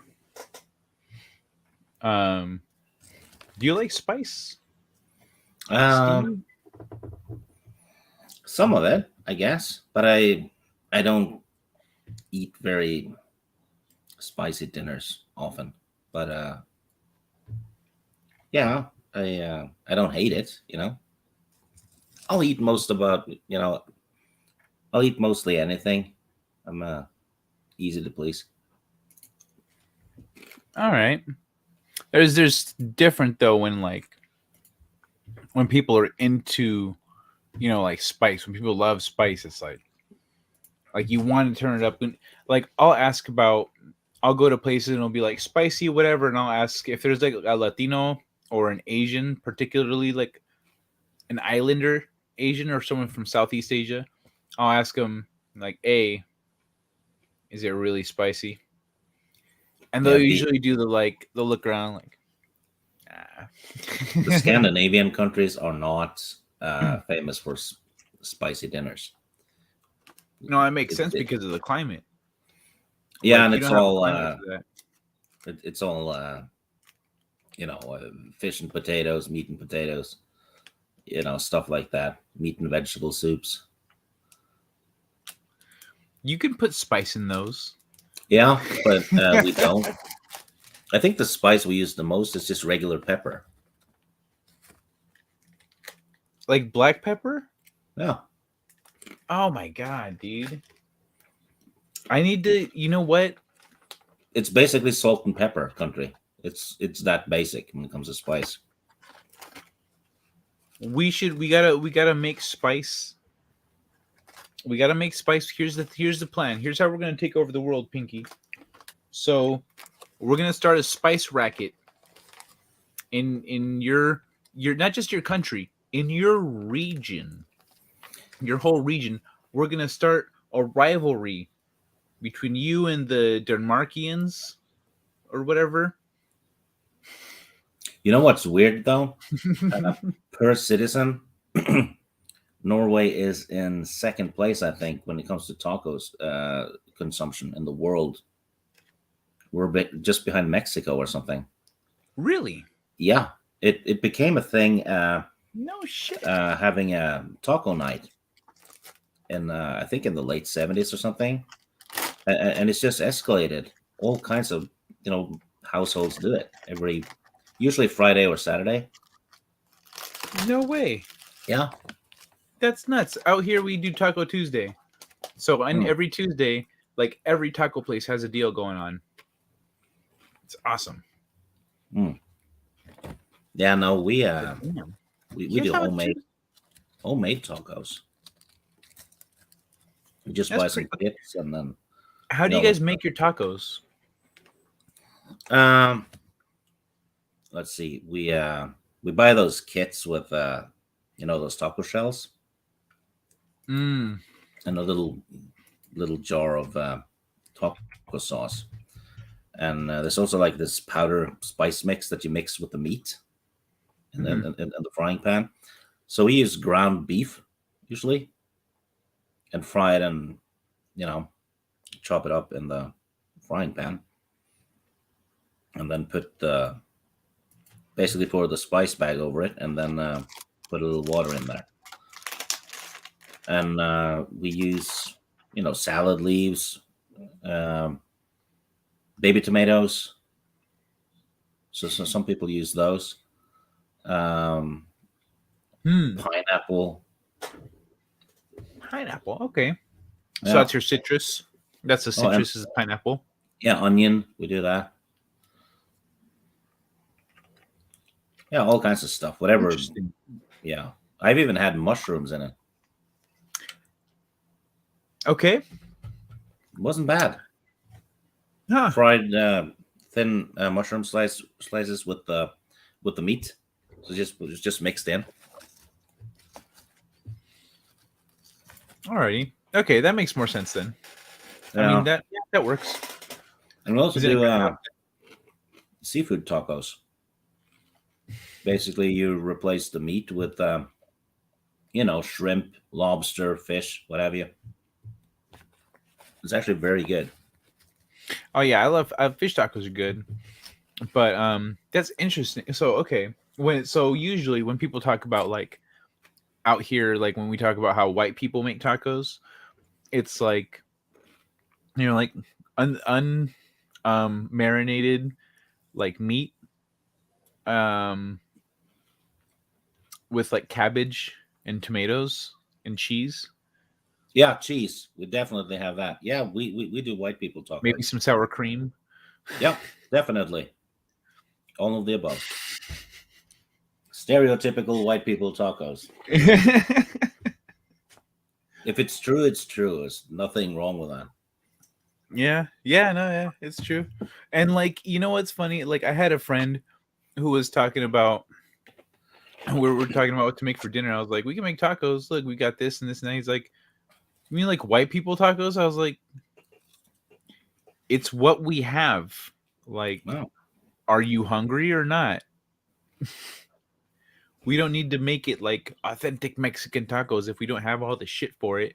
We haven't like soaked the meat in lime or in anything, like overnight. We haven't done shit. Like we don't have cilantro, Well, you know what? If we make proper Mexican tacos, right, we'll get canceled for cultural appropriation. So we have to make white people tacos, don't we? That's all you're allowed to make and consume. is Yeah, white in people tacos. 2022, probably, yeah.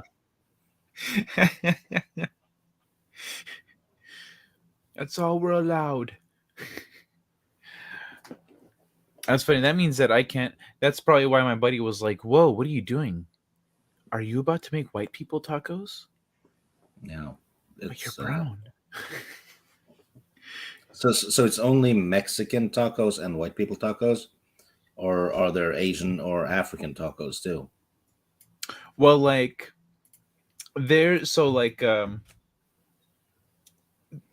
I've seen fusion places like Mexican Asian fusion. So they'll do like whatever Asian culture it's fused with. It's like they'll do like Thai tacos or Japanese tacos, and so they usually use the ingredients from their foods, but they do it in like a taco form. So you Yeah. just put it on like a tortilla and roll it, So I guess there are now Asian tacos. Imagine if you get tacos from countries that are, dealing with famines all the time. It's like you get a taco shell. That's it. You don't get the shell. You don't even get a shell. You just get a wrapper that Yeah, says taco, yeah. and inside there's just like scraps of cheese. Imagine eating this. You know, uh, I do like. I don't know. I feel like there is like people could do something about those countries that have a lot of famine. Like you could do something to have someone out there could do something in with business mindset that could yeah, both help people and do a business thing, you know? But no, I don't know. yeah. Sorry, There's, the famine thing kind of got me off on a tangent there. yeah. It's kind of, I don't know. It's if there's an area where there's usually famine or floods for that matter, right? Is what? Why build a house there? Where? What? In areas where there's a lot of famine or floods, because that happens a lot in many countries too. Oh, well, like people are, I mean, the people that are born there, like they're just fucked Yeah, because they but can't like go to another country, right? Like they'll yeah, get but if deported. and Sri Lanka and stuff like that, they build their homes right next to the water level of rivers, and the rivers get flooded every few years or so, and they lose everything. So I'm like, if it's happened 4 times already, maybe build the next house somewhere else. You know? Well, they might not have that option. Like it might be one of those things that like they like because of the laws or whatever, like they're not like that's all they can afford. They can just Because afford a house down by the river. And it's like a house down by the river that I have to rebuild every few years, or like nothing, or like a cardboard house build the down house like somewhere further up else. so you never lose it, instead of having to spend money on a new home every few years. It would be smart if they built it like on stilts, right? Like built it so if Yeah, the but water they floods and then with the floods, the stilts would get knocked over because the rivers flood badly, and they bring mud and rocks with them and all. uh Yeah, ooh, stilts would be bad. damn.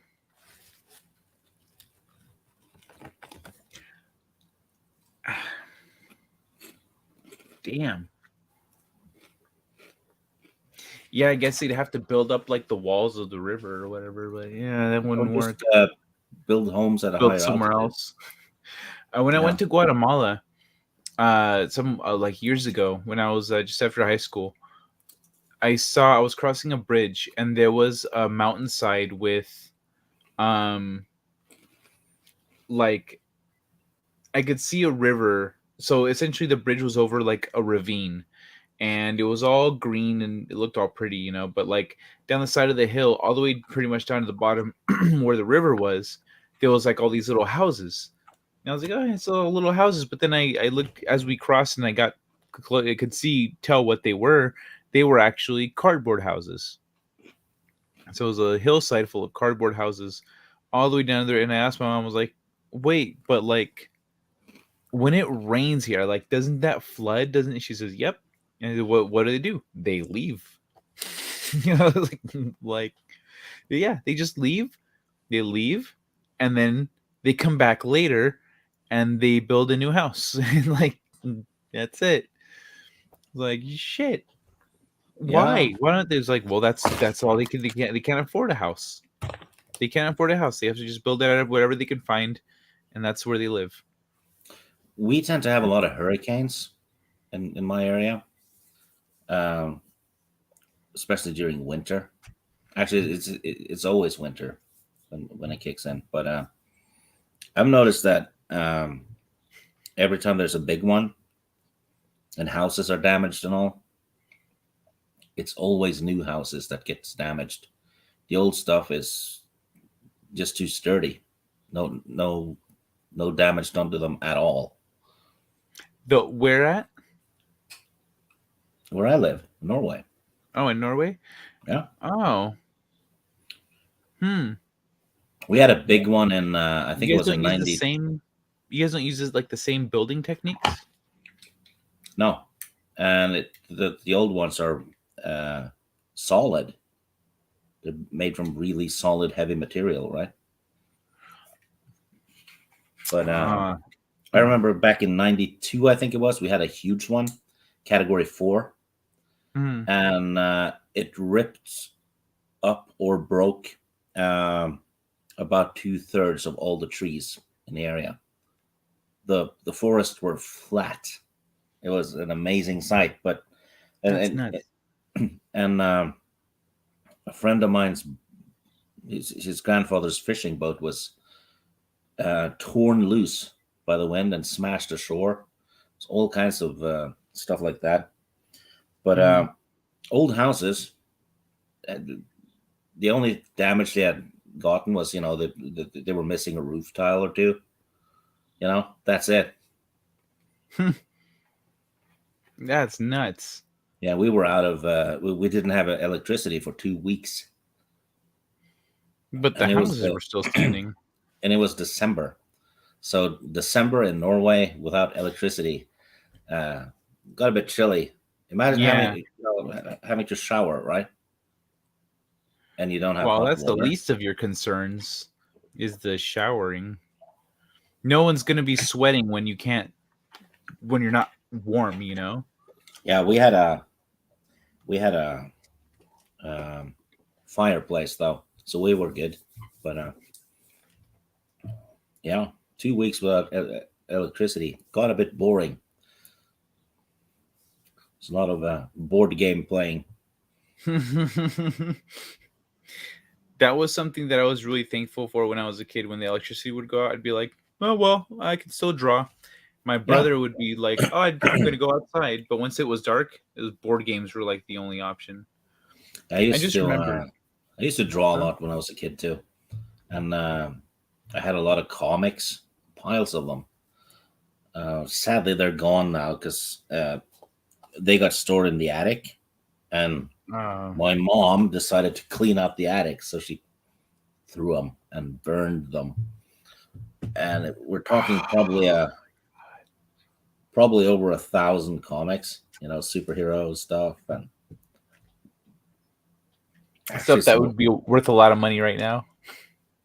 Well, they were all translated to Norwegian though, Ah, so I wouldn't be able to sell them mm, easily on eBay or anything. But that's if I true. had them, I wouldn't have sold them though, because I've noticed that every time I get rid of something, like comics or a book series or even old video games, right? I'll Mm, regret it years later. that's true. Yeah, I That's a good lost thing to my keep in whole. mind. Those PC games back in the day? They have like big boxes with cool manuals and stuff like that. I had a bunch of Yeah, those.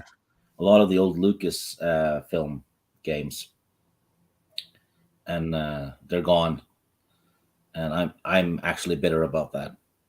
That one stung. uh, that sucks, dude. Yeah, I've got a couple of those things that like you think back and you go, if I could go back and take vengeance, I would do it again. Yep. It doesn't matter how many years passed. Like that's never gonna heal. Like nope, I will always never forgive you for that. I will throw you off a bridge every single time. Well, you need to stick to your principles. Very important. Mm, I could go for a fireplace or 30 Fahrenheit, and Mongo is shivering next to. Aw, what the fuck, bro? Go snuggle your dog. It's gross how similar Stieg and I are. My comics were lost in a flood. Yeah. Well, he's a Swede. He deserved it. Speaking of another monster, actually. I forgot that I looked over here and this is all packed and ready to go. I forgot that I owed another monster some tennis balls.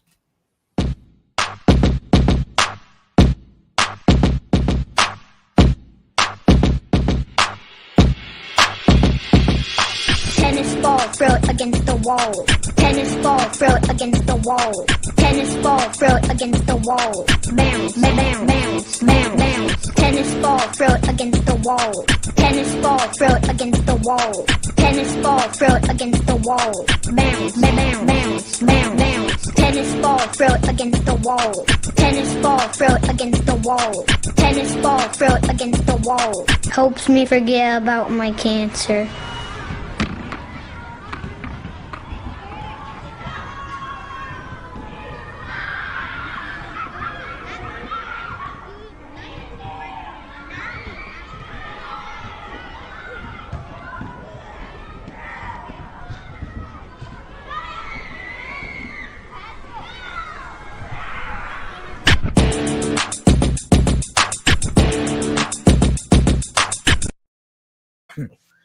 All right.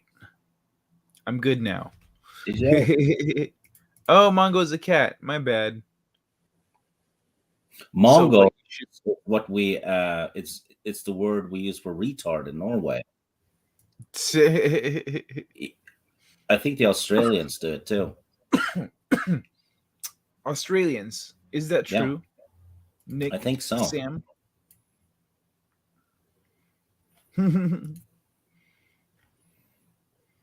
Ugh, that sucks. Dude, one man show, your family's piece of work.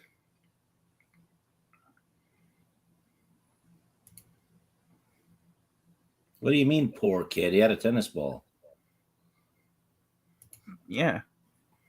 Pay attention, Without the Nick. ball. He'd be Yeah. a poor kid if he didn't have the ball. Yeah. Oh, 'Cause it's very Australians just use affordable. Mong. Okay. It's short for Mongoloid.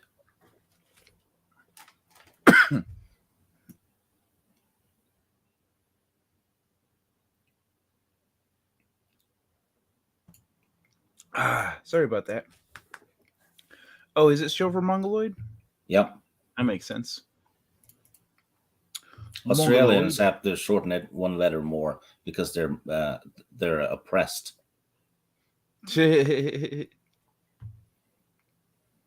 You had, I'm guessing, 55 long backs. Jesus Christ. Oh damn. Fuck. Oh, that's pain. Losing all that's bad. And you know And what? one-man show. It's difficult to get them back too because everything is turning digital. You know, I've actually It's been going to make physical things all the more valuable. Yeah, I've been noticing this in our stores because back in the 80s and 90s, all kinds of places sold comics. There were like huge racks of them, right? Now there's just like a few. It's like a handful of comics. Also, you're muted. You're muted, Kai.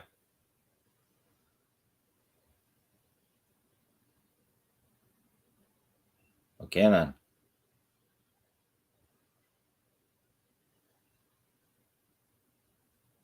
See how long it takes for him to notice. We also, I'm muted. I just noticed as you said that. So, what's it called? Had, yeah, we got you, man. We understood. We also call redheads rangas from orangutans. Oh, okay. Rangas. Rangutans. So they're rangas. Redheads are rangas. Yeah.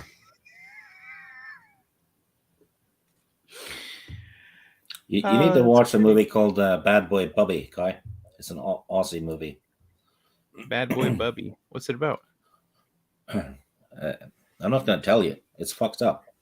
But it's believably fucked up. And it did win awards too. Boy Bubby. 1993 film. Yep. It looks fucked up. I don't even want to watch it. It is fucked up, but it's funny.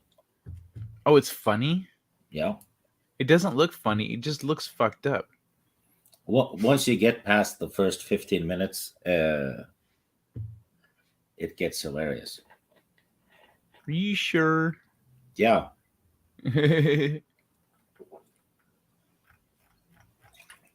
All right, I've got a tab open. I'll check it out later. I'm still behind on my YouTube queue. Oh, there's not a lot of ladies here. Did I see Tina? But like most of the other ladies is gone. I Like am Sherry. completely on Nick's page with this, reading stuff off a screen. It not only feels wrong, it is wrong.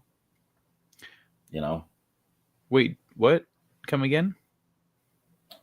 Nick doesn't like reading digital things. Oh, I don't like reading digital things. I despise reading things off a screen. Yeah, I get it. You know, if you're someone who's grown up reading a lot of books and comics, what have you, in physical form, it's a thing. I can never get used to reading a book off a screen. Mm, It just I like holding a book, yeah but I also like. So what I like about ebooks is I can lay down and hold it in front of me, and it's not really straining at all. It would be like, and then also I can read at night. Like I can lay down, turn everything off, lay down, turn this on, be on my side, just reading. And then when I start well, dozing off, just click it off and like slide it off my bed. well, you can do that with a book too.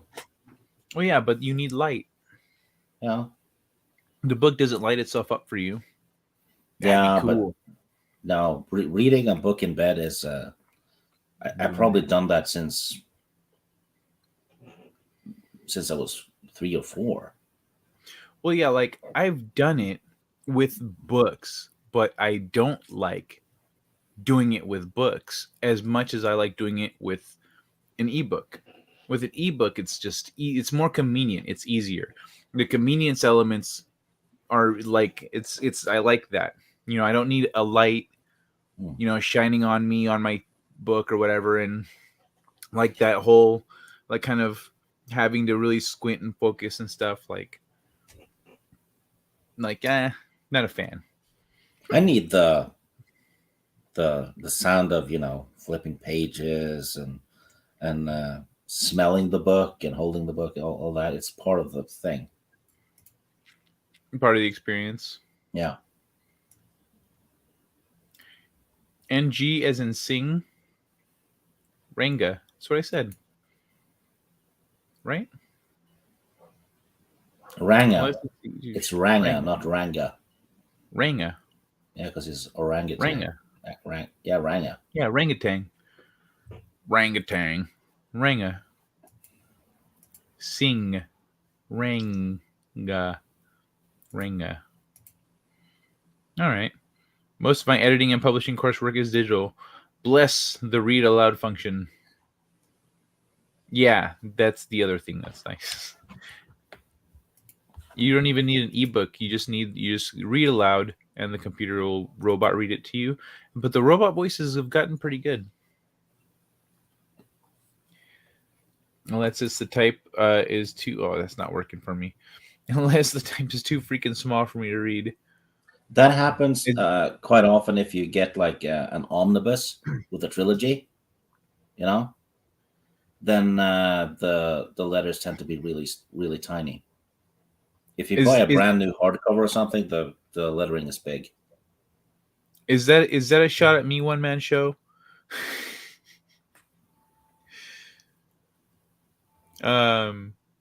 Because one man show started using the ebook to read it so he could make the text bigger, but I don't think my text is that small. I don't think it's small. Is it small, one man show? Like legit? I tried to make it comfortable and like I don't know. Anyone else? I mean, another monster. You've read my book too. What'd you think of the text? Was it too small?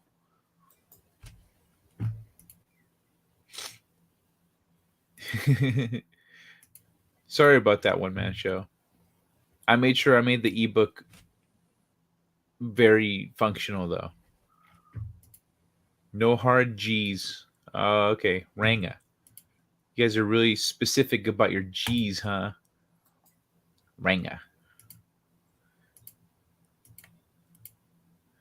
How do redheads like being called Rangas? I'm gonna assume they don't.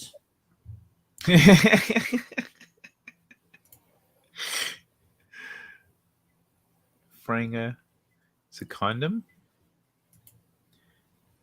Put the I had- franga in the ranga.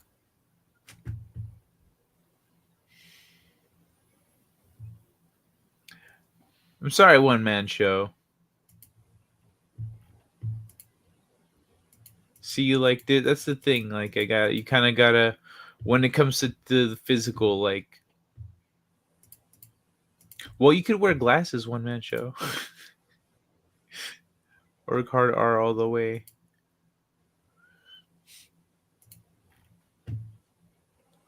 Or you could have asked me for a copy of the ebook. I could send that to you too. But yeah. Anyway, Ranga.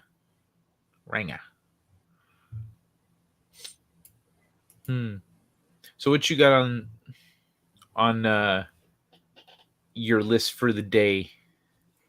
Well, I need to head outside to the store and all in not too long, Mm-hmm.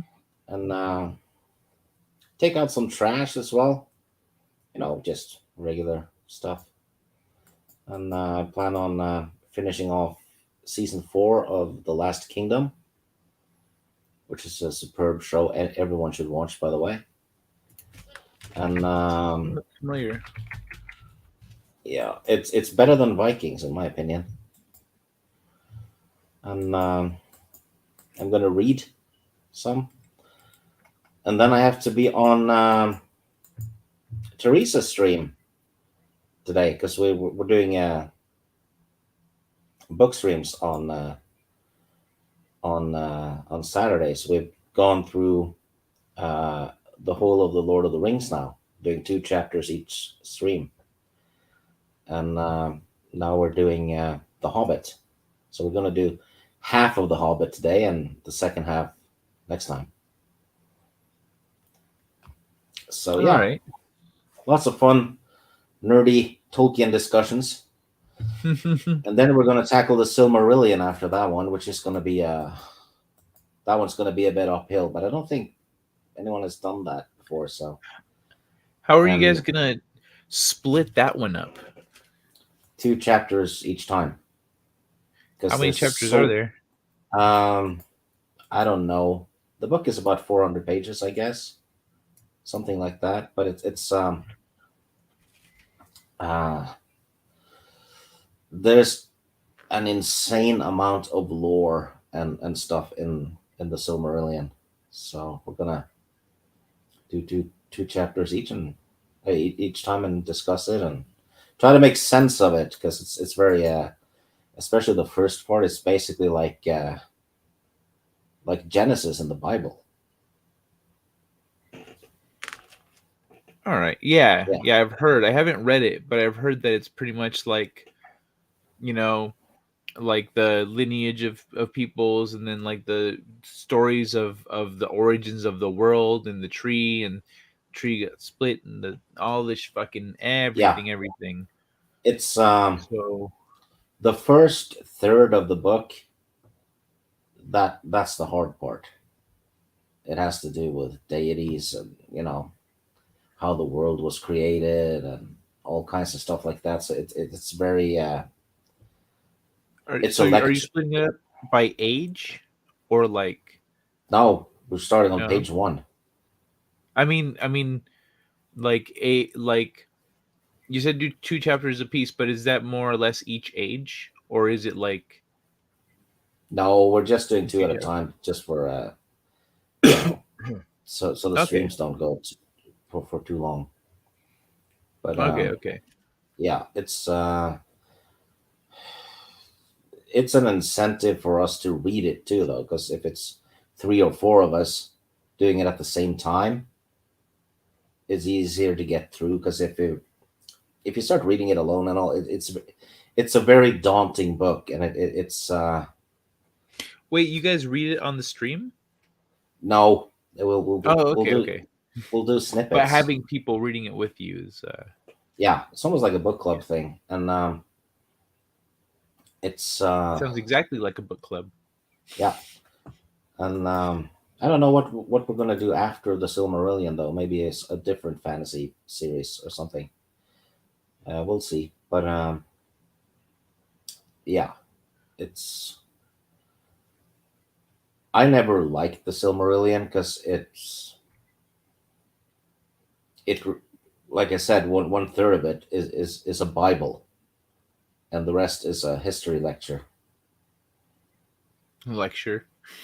Yeah, it actually reads like a lecture. That it's not like the Lord of the Rings where you have an adventure story, right?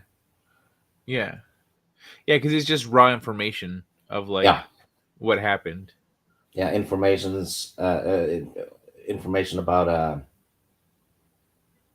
who's related to who and all that. So there's a lot of names, and then there's a lot of events. Are You you guys know, gonna go through that too? Like all the names and stuff and all the like we're gonna have oh man. to try and because if you don't, you'll not understand the book at all. Oh, It's okay. yeah, it's really complex. It truly is. Alrighty. Well, have fun with that. Yeah. Oh, I'm sure it's gonna be fun. But yeah, another monster. He's right. The Silmarillion is dry as fuck, but it does have some epic shit in it too. Ooh. I just realized I'm gonna make it so dry for you. That'll be a good clip. You know what I'm talking about, Stieg? No, huh? Mm, no, I'm not used to things going dry around me.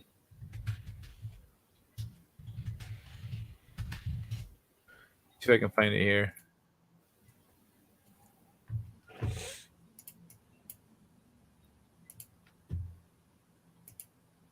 I get the best blowjob. Okay, awesome. What are you doing? I'm getting my teeth ready for your blowjob. Your teeth? Oh yeah. How much teeth do you like? No teeth? Oh, how about like a few slow chomps? No chomps. Definitely. Like a light grazing with my teeth then? No teeth at all. No teeth at all. Oh, you are so kinky. I guess. Yeah. What are you doing? How dry do you want it? Not dry? Wow.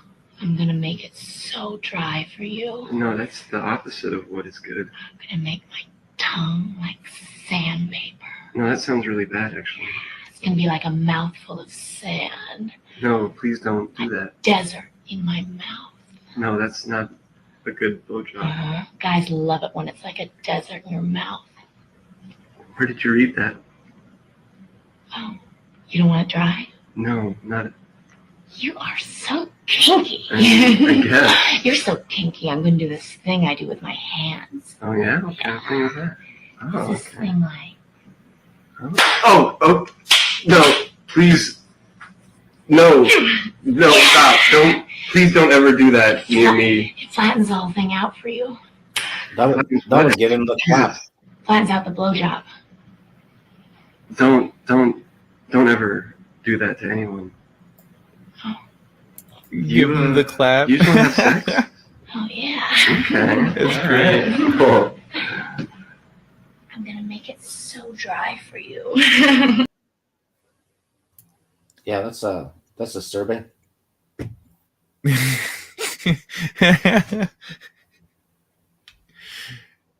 Yes, that's what came to my mind with Monsters is dry as fuck. That was Tolkien. I want to make it so dry for you. No. Did you see the one of the new South Park episodes? They were having a go at the Tolkien stuff a bit. Oh no, I haven't seen any of the new South Park stuff. Oh, it turns out you know Tolkien, that Yeah, kid. yeah. Turns out he's named after Tolkien. So his name is Oh, actually Tolkien. but they always called him Tolkien. They were just mispronouncing his name. Yeah, and Stan is like, shit. I must be a racist because I thought he was called Tolkien all along. And then all the other kids are like, no, he's named after Tolkien. So 25 seasons into the show, yeah, it's not Tolkien. Well, he wasn't there for the first few seasons. He came. Yeah, Was he there probably. for the movie? Don't know. Huh. I have to watch the movie again because they had started to develop more of their side characters by that point, but they didn't really flesh out their roster yet. Forecast says 5 inches of snow by 1 p.m. Cancel shopping run today. People here do not know how to drive in snow. I wouldn't either, but I'm from California, so no one expects me to. One man show. Why cry about snow? 5 inches is nothing here in Iowa. Where are you at in the country? Why would you name your kid Tolkien? Yep.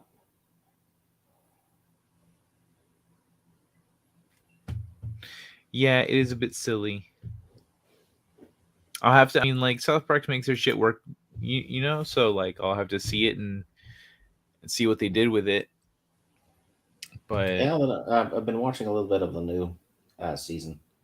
They had to go with the mask mandates too, by having everyone having to oh, nice. wear PJs, and they beat up the people who didn't want to wear PJs for work. And Yeah, I've watched like I've been keeping up with South Park all these years, but I just haven't seen any of the new season. I know it started recently, but I haven't watched. I just haven't gone to check it out yet. Were you here early in the stream when I started? no, you had already started when I woke up. So you didn't see this thing? Nope. Yeah. Enterprise lamp. Pretty No, it's cool. pretty awesome. I think it should be a little higher up so you don't bump your head, but it's still cool.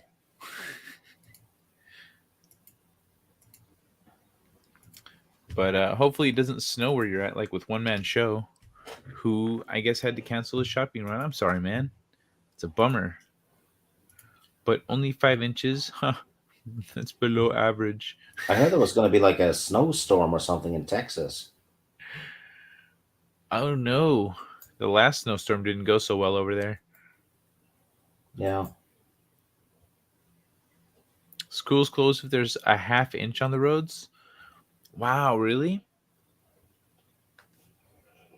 So schools are closed. And dude, oh my god. That means that with just like a half inch on the roads. DoorDash drivers then I'm pretty sure they That's- put snow tires on and stuff though. If you're gonna be driving That's around in the nothing snow all though. day. You know, if it got really bad up here with with the snow back in the day when I went to school, the buses would for the most part still go, run. But if they didn't, we had to walk. Like school was still in session. Yeah, 3 or 4 feet of snow. We had to walk. Damn. See, that there is a people that lives with the snow. Yeah, you're gonna have to. I mean, All I know is Monday to Saturday, Cosmo's a bitch. And on Sunday, just to be different, she's a super king Kamehameha biatch. yeah, Carl's mom is a bitch. You big fat bitch. Yeah. Biggest bitch in the whole wide world. Yeah, dude, I love the South Park movie. You don't know much about South Park, Sam? You guys have not watched South Park?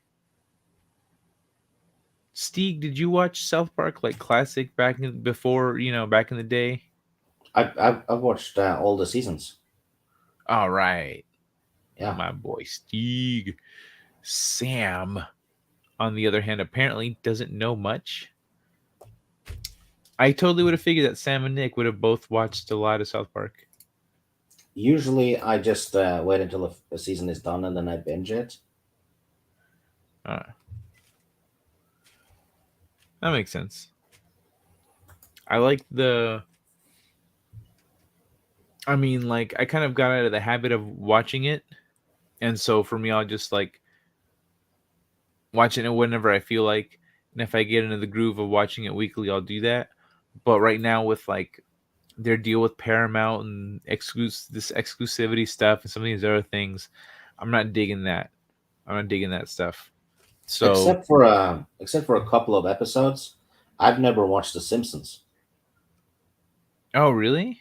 Yeah, it was never on a channel we had when I grew up, and I just never watched it. Oh, that's nuts. I like grew up on this. Well, then again, like when I was growing up, I got to watch The Simpsons, but a lot of kids didn't. A lot of kids didn't get to watch The Simpsons because it was too like once South Park came out, that became the cartoon that kids are not allowed to watch, and The Simpsons became tame. But before South Park, Simpsons was the risque show that some kids weren't allowed to watch. Like, oh, did And you guys see Simpsons last night? No, I'm not allowed to watch it. Beavis and Butthead. That's different though. That was on MTV. Well, I mean, Yeah. it was clearly not for kids, but like South Park looked like kids could watch it, Yeah. I don't know. It was for some reason like Beavis and Butthead wasn't really part of the conversation.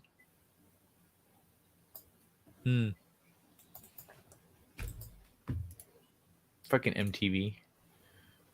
Sam, you need to watch more, man. You need to watch more South Park. I'll give you a short list if you want. We get 12 to 14 inches and still drive as normal. I guess we know what we need to do. South Park is very crude, but it's also very well written. Mm-hmm. And it got better and better over the years too. They really found their groove. It is a mountainous area. School bus on a steep slope is just asking for trouble. Normally, people see the speed limit and add 20 to 25 to it. Oh, yeah. School bus on a steep slope in a mountainous area. Physics. Not a good thing. My sister sent me and then if people are still speeding around anyway, then you don't necessarily want to send your kids through a hazardous streets. Yeah.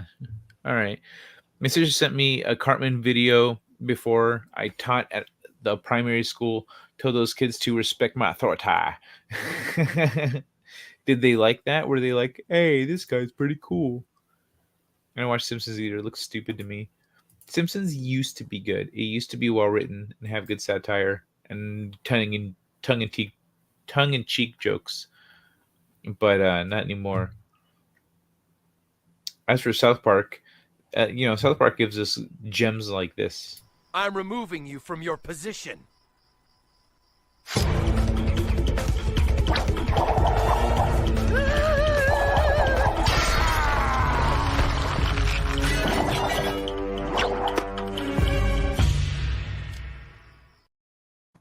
And I said what in the butt.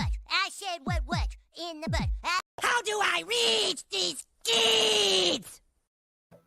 I freaking love South Park. So good. Did you play the games, the role-playing games? No, I had a bunch of friends that worked on it, and they were really excited to release it and stuff. But at the time, I wasn't able to. I didn't have the time for it, and so I actually it was one of those things that I was like, I'll get to it like later, and I just never got to it. Yeah, I have a few video games that I was all excited for, and then I got them, and I've never played them yet. Are the South Park games a couple of those? No, the Alien Isolation. I was really hyped for Oh. that one, but I played it a little bit, and then I got distracted by something else. Fallout 4, I think. But yeah, and there's a Terminator game as well. Um, can't remember the title. I opened up Epic today, Epic Launcher, and I saw the Ghostbusters game there, and Oh, I remembered that's another one I have on my that that I the bought but never played. yeah. Well, like I was really for me, it was like you were saying about being excited to play it and then never playing it. I was really excited to play it. I was like, yeah, I'm gonna play this on the Ghostbusters game. I'm gonna see if anyone else wants to play, yada yada. And then I read that they didn't they didn't add the multiplayer to the game, and I looked into why they didn't, and I was so it pretty much like uh they could have tried, they didn't, they just went nope, let's just scrap it. And so there's no multiplayer, so it's a single player like game meant to be multiplayer, but like that's what I wanted to play multiplayer as Ghostbusters, and so now I don't even want to play it. Like I have no motivation to play it anymore. I I don't like multiplayer whatsoever unless it's split screen. Oh really? Yeah, There's tools that make it easier these days, so you don't have to look at your friend's screen and go, "Where the fuck are you?" yeah. If it's a story based game, I don't want to play it with people because it's you know they'll talk and yap and blah blah blah, and then I'll miss the story. Mm, that's true. That's true. Well, usually when I'm playing a game, a co-op game with my friends, unless it's a game we've played multiple times, like when it's a cinematic time, we'll stop talking for the cinematic. We'll watch the cinematic, and sometimes I can hear them, like their cinematic going a little delay, but we'll watch the cinematic, and then afterwards we'll be like, "Well, that guy was the fucking asshole," and go on from there. But yeah, if people are gonna be talking through the cinematic, that's annoying. Yeah. One of my favorite games to play multiplayer was Gears of War. Oh, really? Yeah, I used to uh, play them with my brother-in-law. It was almost like a tradition, Hmm. and I think we'd played through the first three games probably 3 or 4 times. Damn. Gears of War. Yeah, That's funny. I didn't expect you to be a Gears of War like person. uh, I like some shooters and all that. Used to play a lot of them in the '90s when when uh, when the whole genre was new, right? You'd have the first Wolfenstein game, and all of a sudden you had basically had the first 3D shooter game ever, and then Well, Doom wasn't Doom the happened. first one? No, Doom was not the first. It happened a few years later. It was Wolfenstein 3D. There was one called Blake Stone in between there too. No shit. Yeah, but they would not have happened if it wasn't for Ultima Underworld, which is a role playing game. And when that was being made, the people who made Wolfenstein and Doom, I think, had visited, the company that made Ultima Underworld, and they were like, "Shit, we should do something like this, right?" So it, Yeah. it was actually caused by a role playing game, an insanely good role playing game, by the way. Oh, you're right. I was looking up the Wolfenstein. That was 1992.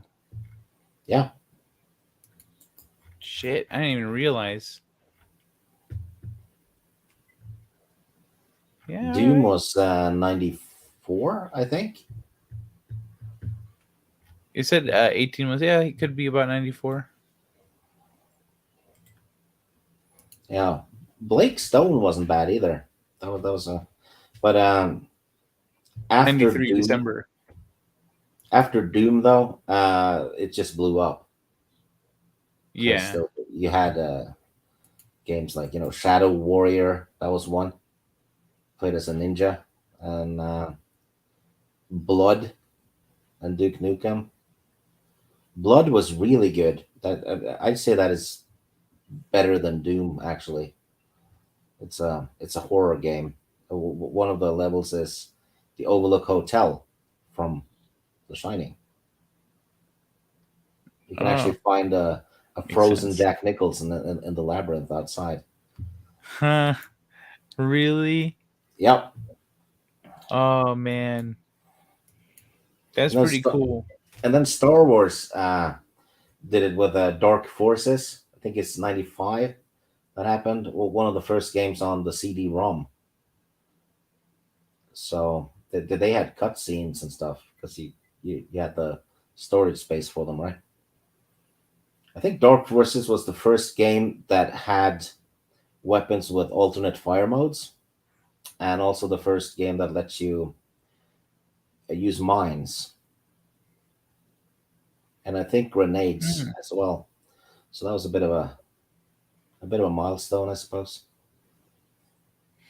I mean, honestly, any like a lot of games innovated little bits that contributed to games being what they are today. Like Yeah, everything that they've become. So you can't underestimate any little contribution, whether it's like little hearts for lives in Zelda or alternate fire, like any little thing, because everyone's trying to do something that puts makes their game stand out. And yeah, and Duke Nukem, I think, was the first one that lets you use a jetpack. oh really Yeah, cool jetpack. There are not a lot of games with jetpacks in them. Come to think of it. no, Ooh, Steeg, you like builders and stuff like city builders, right? some of them, yeah, Have you played Banished? yes, I've been telling people to play it too. Oh, cool. All right, well, never mind then. Yeah, I started playing it recently. If you've already played it and been telling people, then I can't tell you nothing about it. It's very realistic, you know. Um, if Hmm. if you don't have food and shelter for the winter, the the villagers die. Very quickly. Yeah, Very quickly.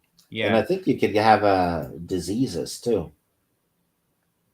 I'm not there yet, but I see if you look at a game and there's a hospital option, you go, okay, people Yep. are gonna get sick.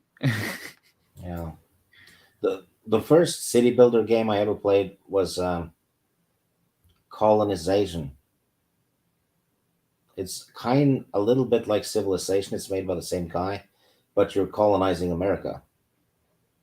Oh, Yeah, what? yeah. You can build towns and settlements, and eventually you can try and become independent. So you can have historical figures join your cause, I guess. Sid Meier's Colonization on Steam. Yep. They did a remake of it too, but in my opinion, the original is is the best one. It would not be released today though if it had been made today. Yeah, because of all the like, oh But wow, look at the art. Yeah, yeah, there you go. That's the original. because you like, I'm sure Native Americans are, Native Americans, enemies. well, it's up to you though. You can trade with them and make friends and all that, but you Oh can yeah, do other things. yeah. Oh wow.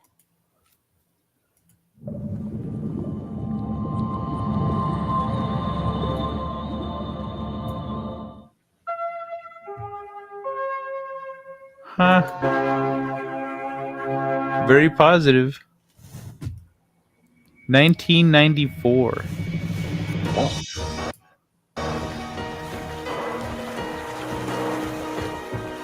I love pixel art, man.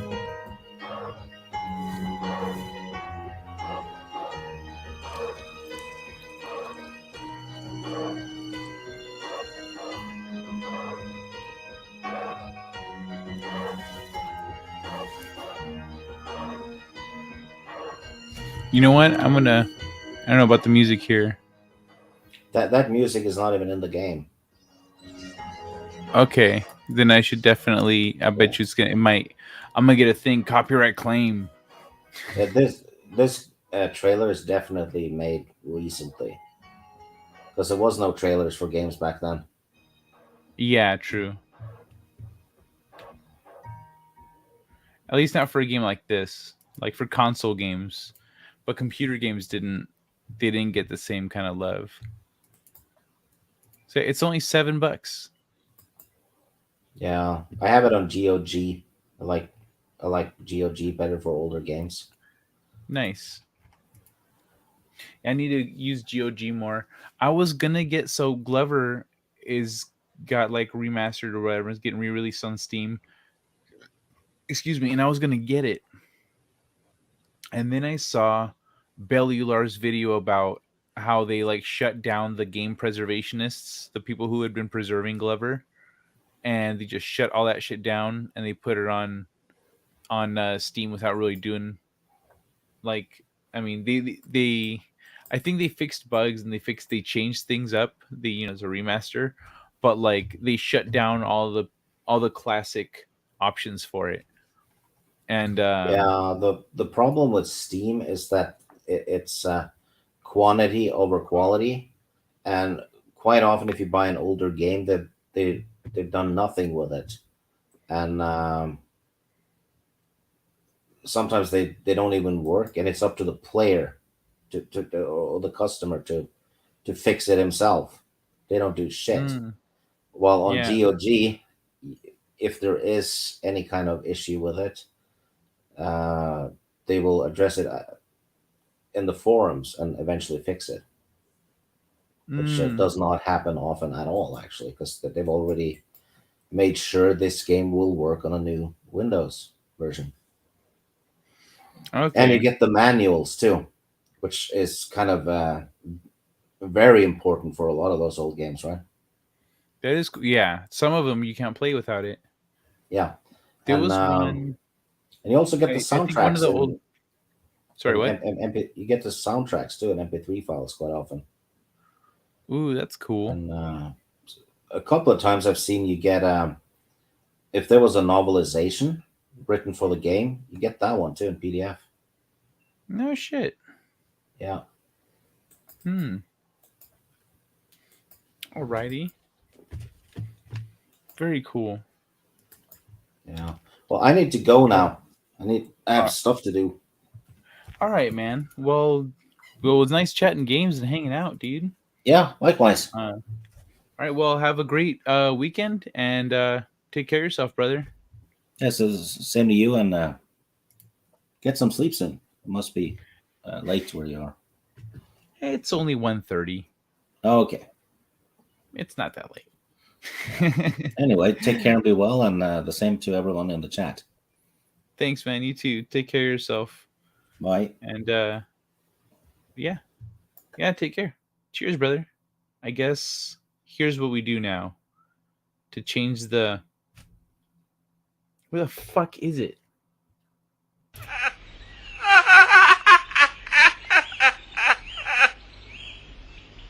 And now for something completely different. Yes.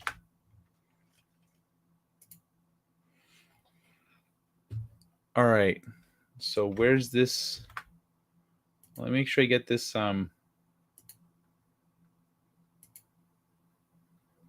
Where the fuck is that Capsaicin article?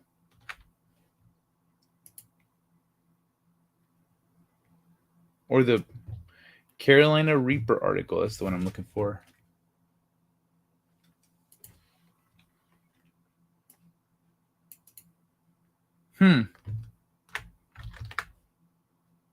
There it is. Carolina Reaper. Nope.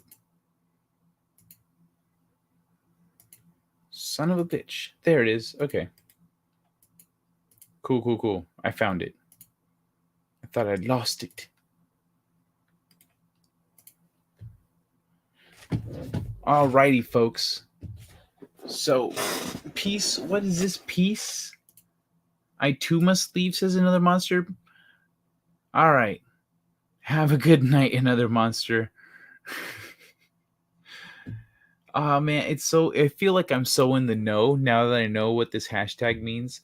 I've been seeing it over and over, but now I know. Now everything makes sense.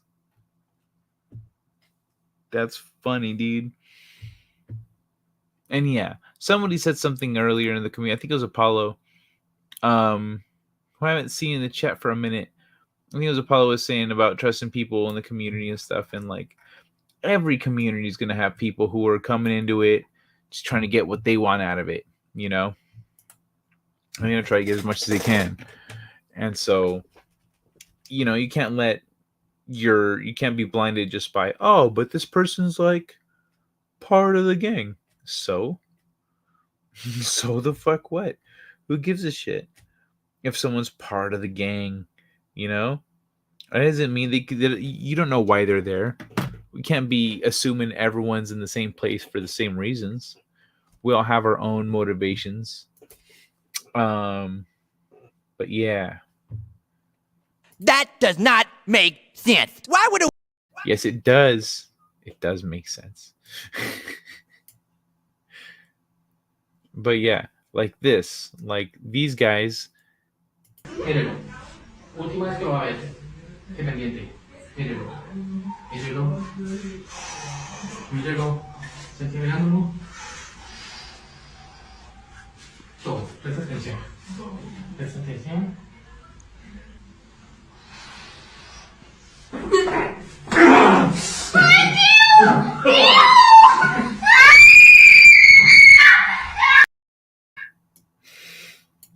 Oh my god, I had to lower the volume on that.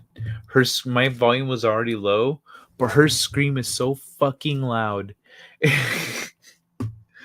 Oh man, that one's, yeah. It's I love that clip though. She fucking runs off all scared. Yo,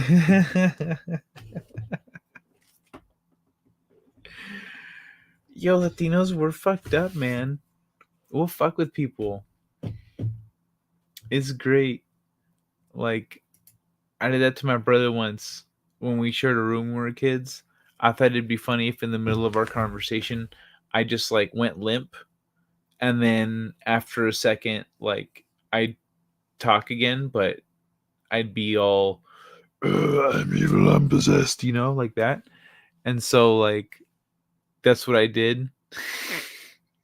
If we're in the middle of talking, in the middle of us talking, I was like, oh, you know, it'd be really funny to do that. So then I just went limp, and he was all, Kai?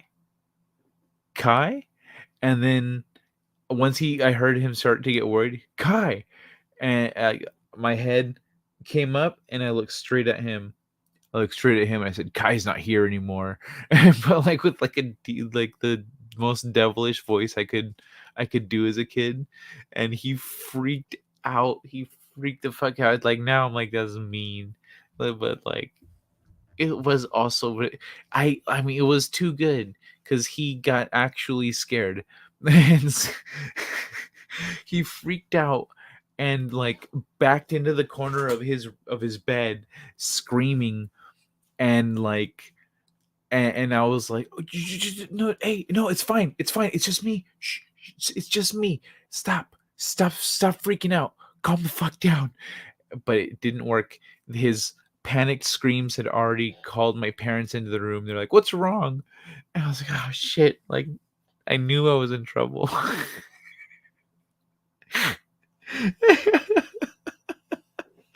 I knew I was in trouble. And so just screaming so loud, my husband came running from downstairs.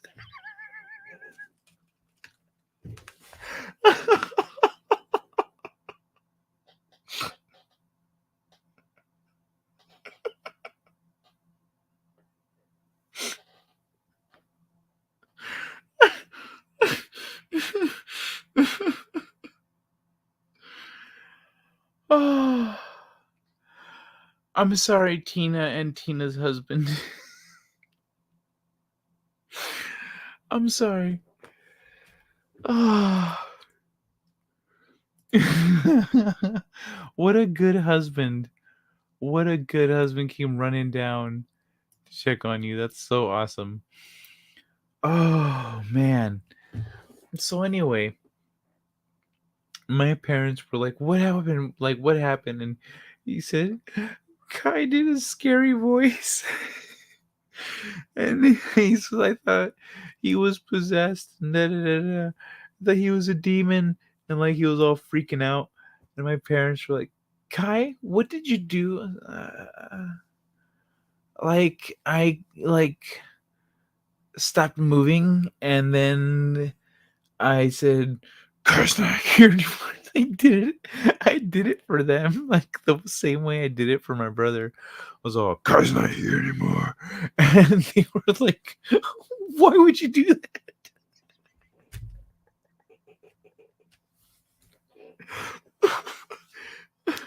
They're like,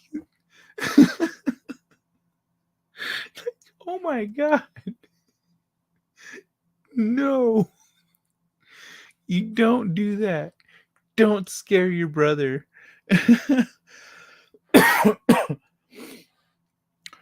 Oh. What's wrong with you? I was like, I thought it'd be funny. I was honest. What's wrong with you? Why would you do that? I thought it'd be funny. We all see where we ended up here.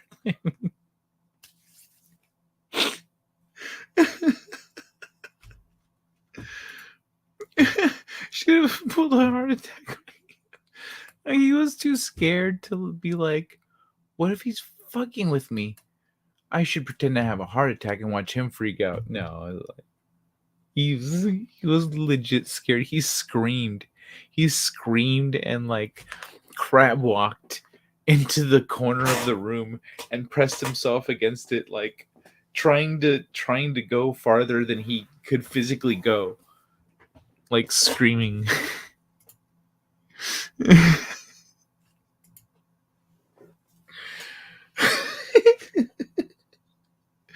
I think it's one of those things. Oh, it's one of those things that, like, as a kid, when I would do stuff like that, it would catch people by surprise because, like, I was a quiet kid. I was quiet and shy, and like I was funny and a goofball, and I'd make faces and be silly and stuff. But like, I wasn't necessarily a prankster. And when I was a prankster, I was really fucking mean. and, and I didn't see a problem with it. I was like, what? That was funny though. Like, no, you scared the shit out of the kids. And I'd be like, that's what's funny about it.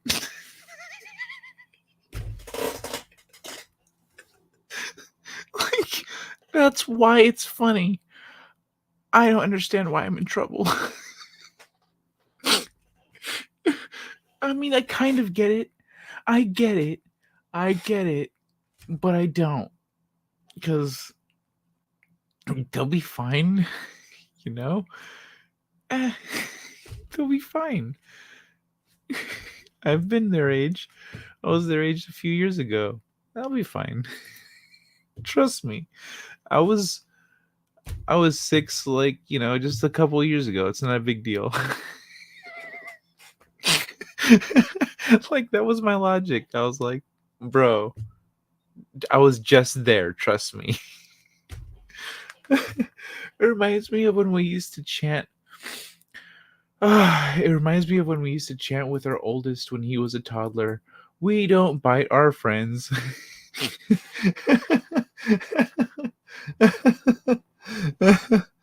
Oh, that's fucking funny.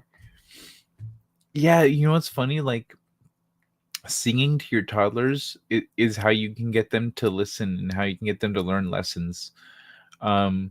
and how you can get them to do things, make up songs.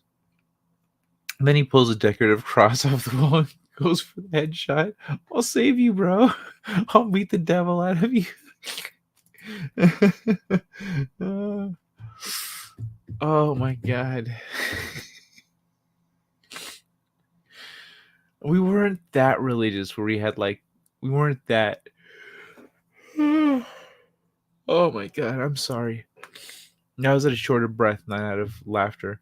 But yeah, we weren't that religious where we had like the crosses on the house and shit.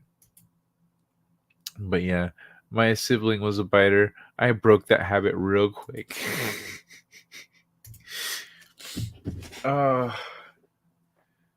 That's so fucking funny, dude.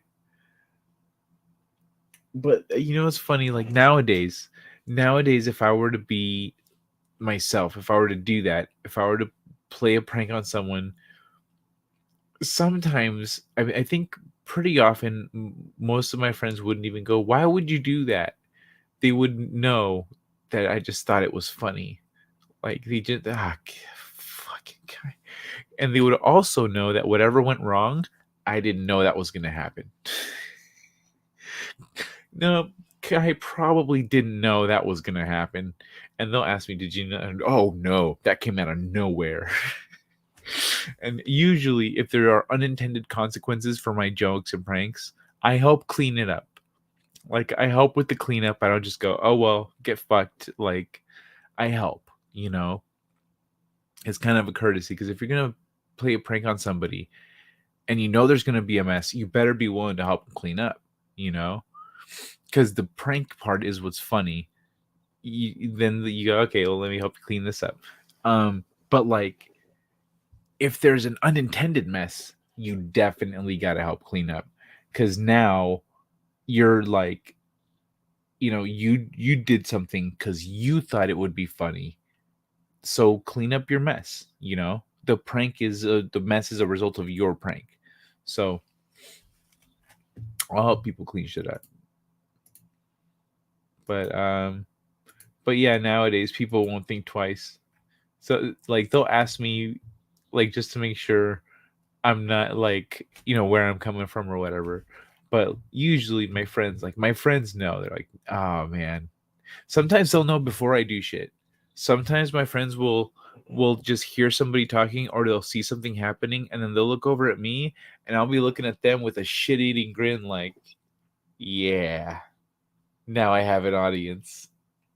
And I'll look at the person or the thing. Yeah. And my friends are like, "Oh." Because they don't want to reveal anything. So they just like, "Oh, just watch Kai do his thing." Do you remember the first time you got so drunk and the room was spinning and you told God you would never do it again? No, I've never done that. I ain't never done that. Sorry. I've been so drunk that the room was spinning,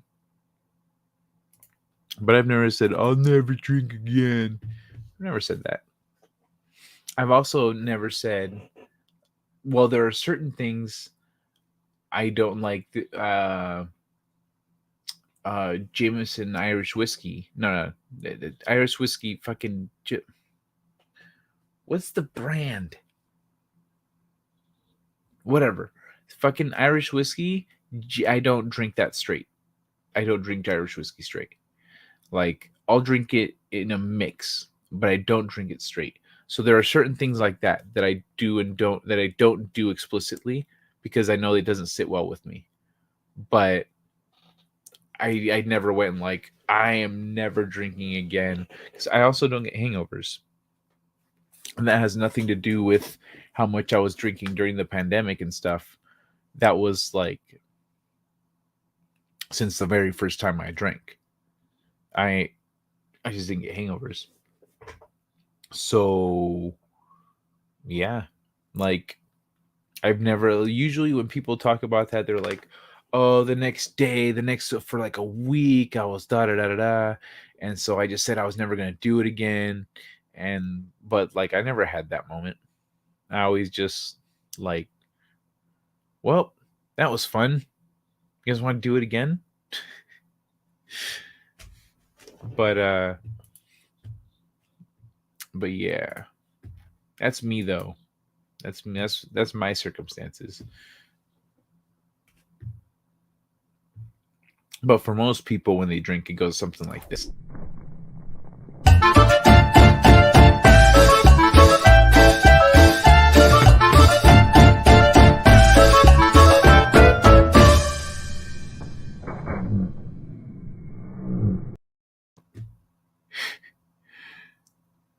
I need to raise the volume on that part where he's all, ooh. I love that sound. I love the sound of his, like, smashing himself in the face with the van door. Oh, man.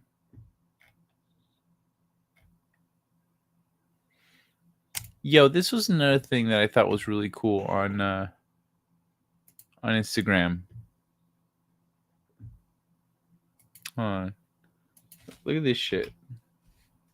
Look at that. What? I didn't know that the 70s Volkswagen had a trailer. I didn't know that. Second of all, that shit is awesome. What? It's so simple, but also fucking cool.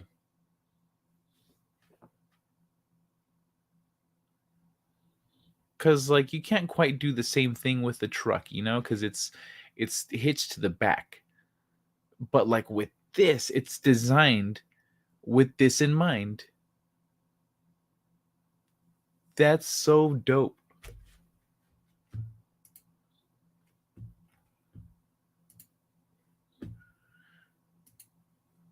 I didn't even know that shit existed. I was under the impression that Jameson's was kind of a primer whiskey. What do you mean a primer whiskey? What do you mean a primer whiskey? Like it's supposed to lube you up for other whiskeys or what? I don't follow exactly. And yo, if y'all had fun, drop a like and let people know where they come hang out. Probably going for a little while longer. I'll try to go another, at least another half hour or more.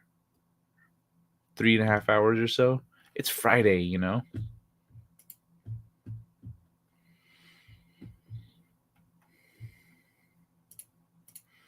But yeah, so let me actually read some of these articles.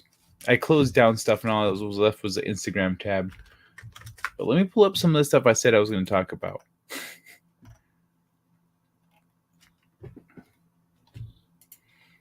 So one is going to be the chilies. 2 is going to be lead exposure. Let's do that one.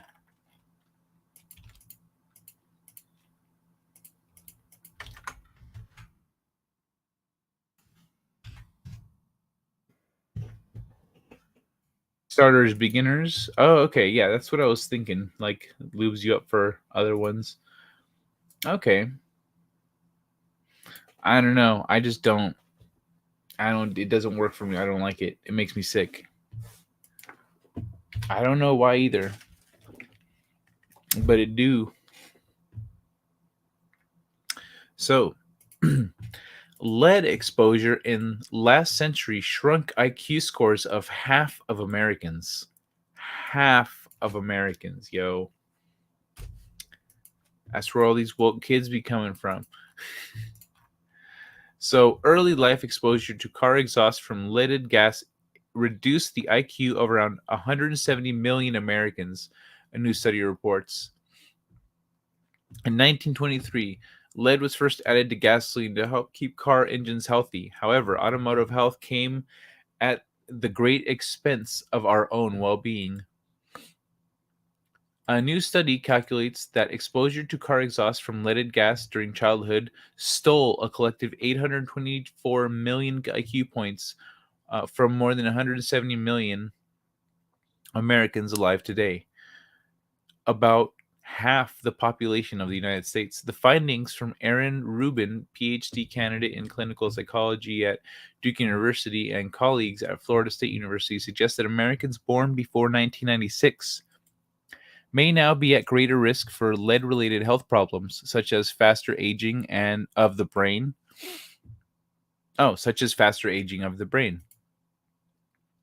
Leaded gas for cars was banned in the US in 1996, but the researchers say that anyone born before the end of that era, and especially those at the peak of its use in the 1960s and 70s, had concerningly high lead exposures as children.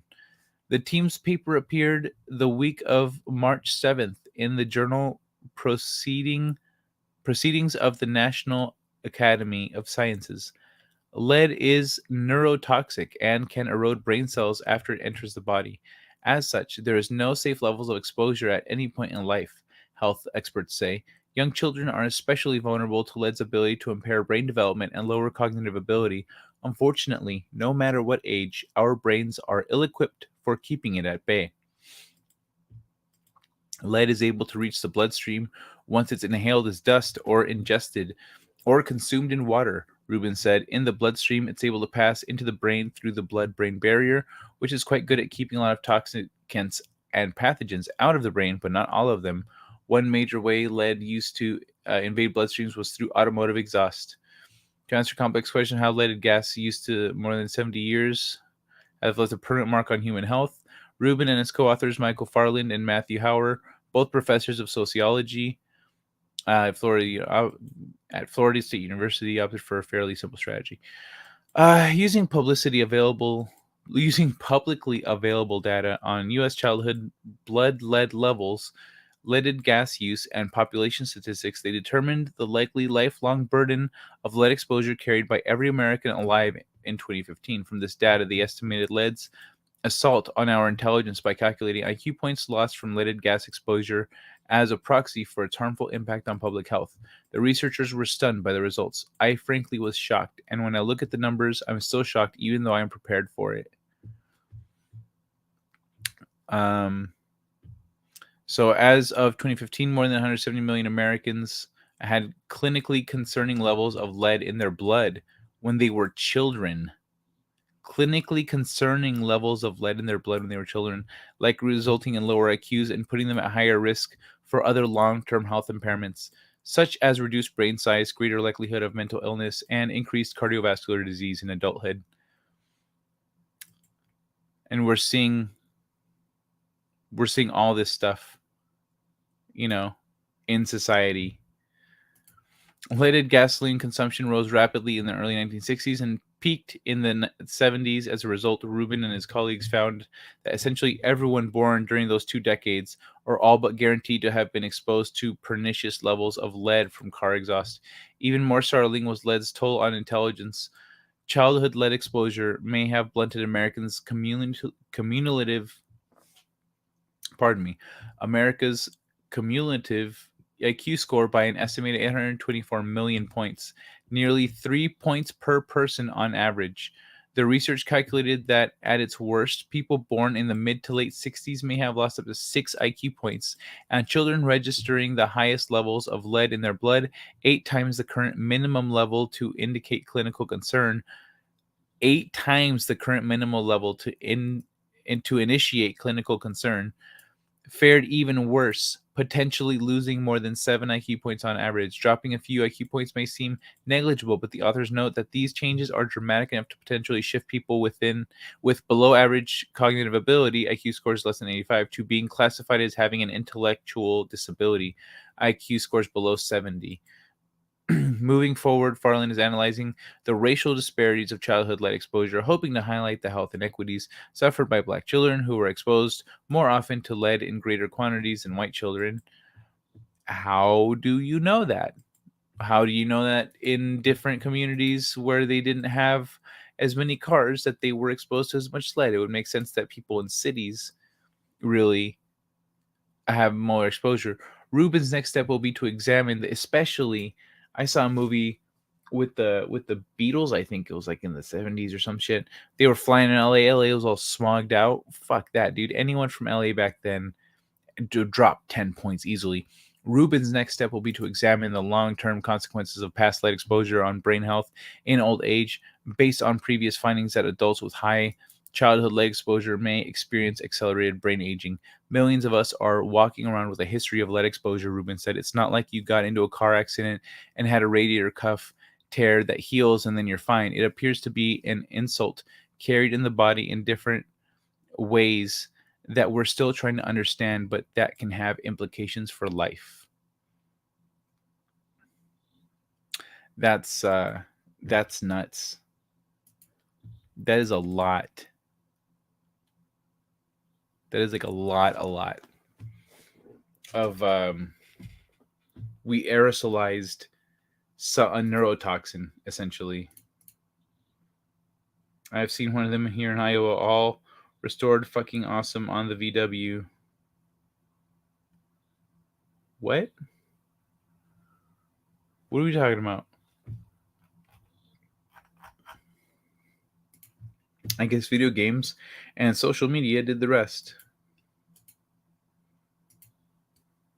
Well, essentially, if you think about it, it might be what prevents why we're in the situation that we're in, that prevented people from being able to adjust to a new paradigm, to a new technological, way of doing things. So it could very much be that.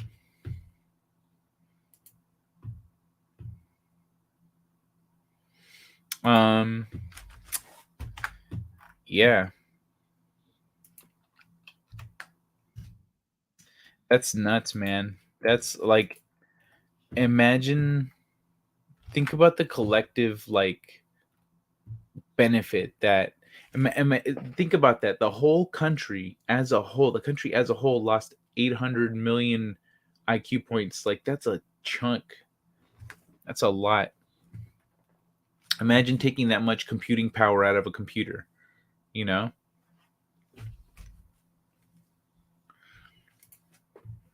Referring to the VW trailer combo.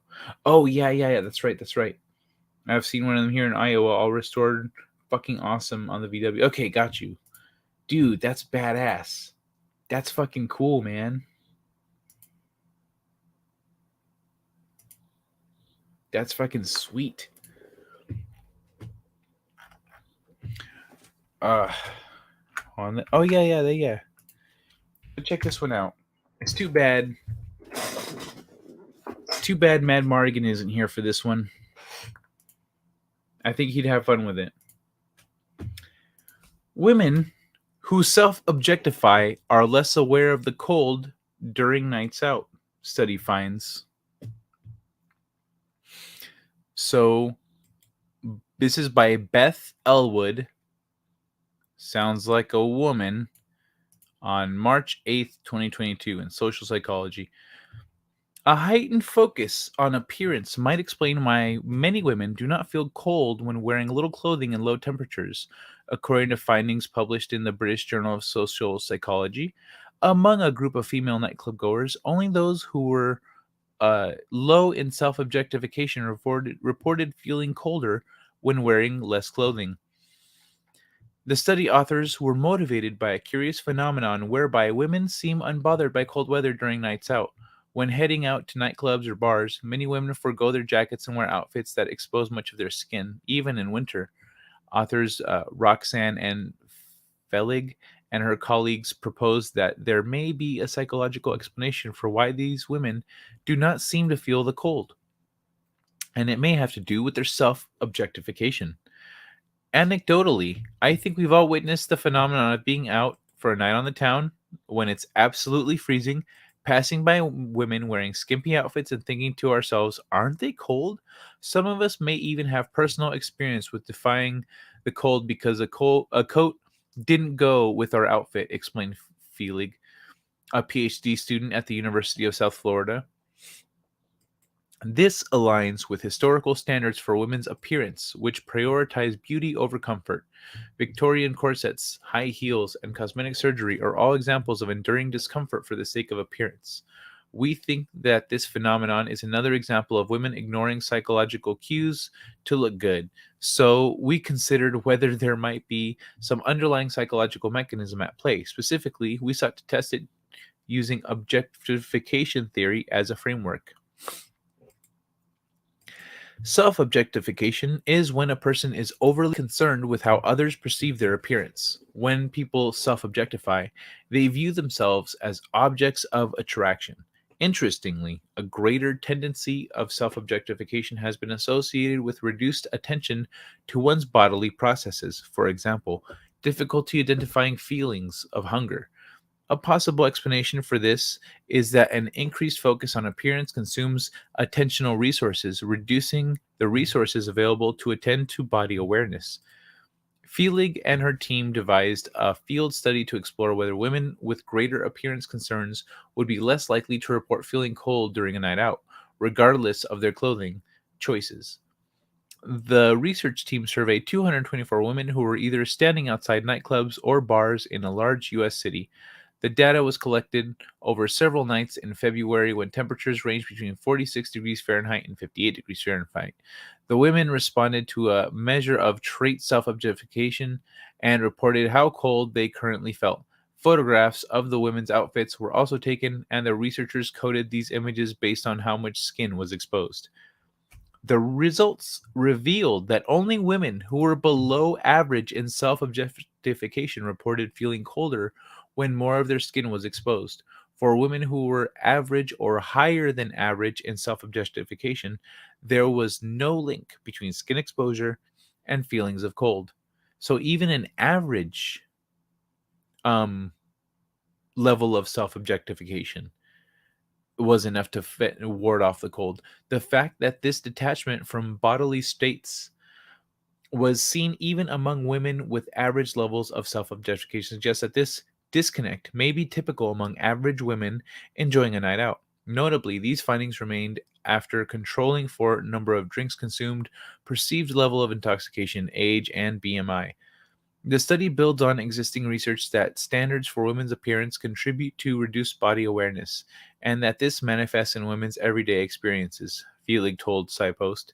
These findings suggest that to the extent that women monitor their appearance, they increasingly lose access to their own physical experiences. In contrast, women low in self-objectification showed a positive and intuitive relationship between their clothing and feeling cold. The more skin they exposed, the colder they felt. The researchers discussed the troubling nature of these findings, which may represent a wider problem. The results suggest that self-objectification leads women to lose access to their own physical experiences, which may increase susceptibility to danger. For example, a lack of body awareness while clubbing could lower a person's likelihood of recognizing when they are inebriated or noticing physiological signals that they have been slipped a drug. A disconnect from one's physical experiences might also encourage fashion choices that cause lasting harm. Throughout history, women have sacrificed comfort in the name of beauty, but fashion choices like high heels or restrictive shapewear can have long-term physical consequences. If self-objectification renders women insensitive to discomfort associated with appearance-motivated choices, the study authors say engagement in such behavior may reflect more than simply calculated sacrifices for the sake of beauty, but instead a kind of numbing to real and lasting bodily harm accompanied by their own self-objectification. How much longer is this? Okay, so you're near the end here. The researchers acknowledge an alternative explanation for their findings. Oh, okay, it could be that self-objectifying women were more motivated to say they were not cold. When attention and energy are devoted to one's appearance, but come at a cost of feeling discomfort, this could create negative dissonance. This could create cognitive dissonance. Feelig and her colleagues explain, to alleviate the psychological discomfort of this contradiction, women may engage in attitude change and simply decide that they are not uncomfortable, or in this case, cold. The authors say that future study could attempt to differentiate between an unwillingness to report feeling cold and an inability to feel cold. This could be attempted with a lab study that more acutely measures cold perception. This was all observational data, not an experiment. So we cannot infer causality. We cannot infer causality. Sorry, I need to blink more. My eyes are like dry as fuck. So we cannot infer causality or the direction of this relationship. Future research should investigate if temporarily manipulating self-objectification contributes to reduced body awareness. Feelig explained, the main question people ask is if we considered alcohol. Yes. We asked participants to report how many drinks they had consumed, as well as how intoxicated they felt. The researchers added, neither statistically predicted feeling cold, and the overall relationship was unchanged when including them in the models. So yeah, think of yourself as an object. Fedorable the horrible. Great to see you. So narcissistic they can't even pay attention to the weather. That's funny. And this is what the writer chose to spend her time on. Well, yeah. I mean, it's not a bad. That's honestly, that's a good thing to know, because it tells you a lot about where people are at, you know. And it I think it's interesting. It is one of those things that, you know, we've all wondered, and I've even gotten that question on Halloween because I tend to dress very scantily clad on Halloween, and it's usually cold. People are like, "Aren't you cold?" And sometimes I'm like, "I'm a little cold, but like, I'm drinking and I'm having fun and stuff, so it kind of like I'm moving around a lot, you know. I'm not just sitting here, so I'm keeping warm." They're like, "All right," but yeah, like I've wondered that. I've seen girls that, because I've been, you go out on a date, and you're on a date, you're not dressed like you're ready to just throw everything off, You're dressed to impress, but not necessarily like, especially depending on how much you know somebody. So girls get cold, you're walking around, you give them your jacket, but like then out at the club, there's less. They're like wearing less, but they're not cold.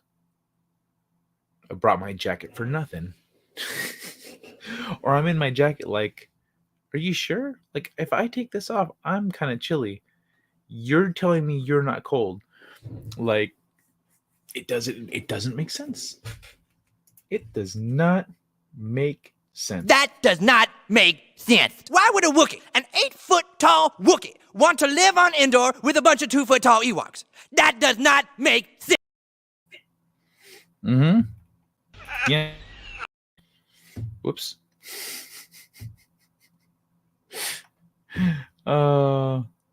Yeah, well, that's just like your opinion, man. I gotta remember to head back to those last couple episodes before the break and grab Fedorables, the Horribles little comment to hit the like button. I gotta grab that shit and make an overlay out of it. I totally forgot about that until like a few days ago. Fedorable, if you're still here, I thought about, like, I hadn't seen you around, and I was like, oh shit, you know what? Freaking, I never went back and grabbed that screenshot. So I'm gonna have to do that. But what did I say in the title here? What did I say? Let exposure. Okay, got that. Self-objectifying women. Making money and Friday fun. You know what? I think I'm gonna get rid of making money. I'm gonna put the chilies. I'm gonna talk about chilies. Carolina Reapers. Yeah, Carolina Reapers.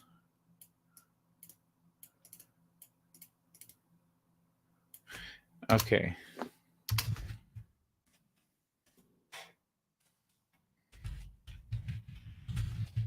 Carolina Reapers. I'm actually going to put that at the front, because that's what we covered first. So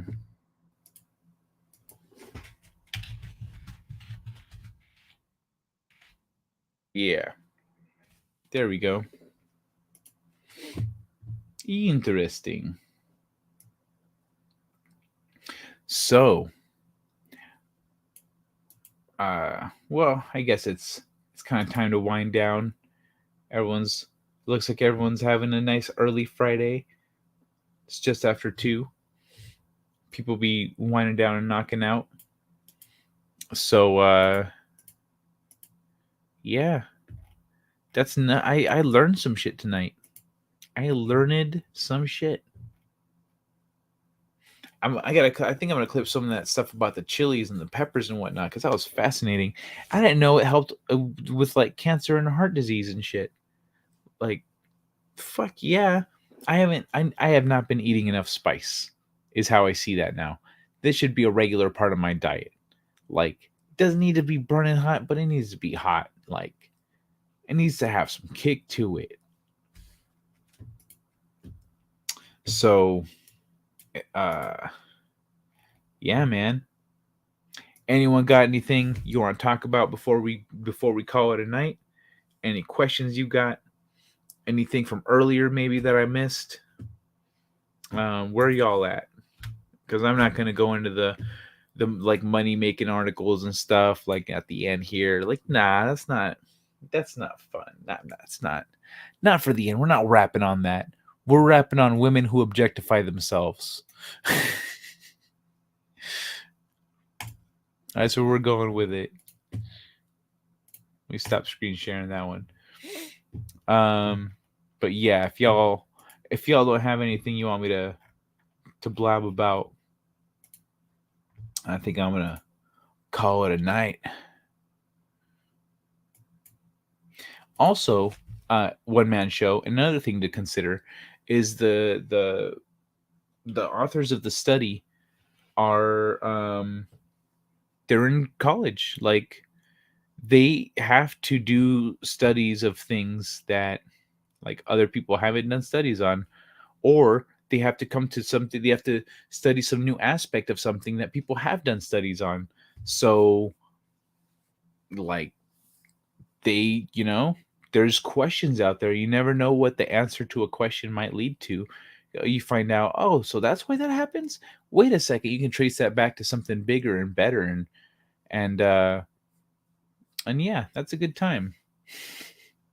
That's why you do these things. That's why you do research, is because you never know what you're going to learn, and then you don't know what you can do with what you're going to learn until you learn the thing. Until you learn what it is, you don't know what you can do with that knowledge. But curiosity being at the root of everything, is what's key. Even if it seems like a dumbass thing to be investigating or looking into, you never know the value in it until after you acquire that knowledge and disseminate it, So, that's how I feel about that.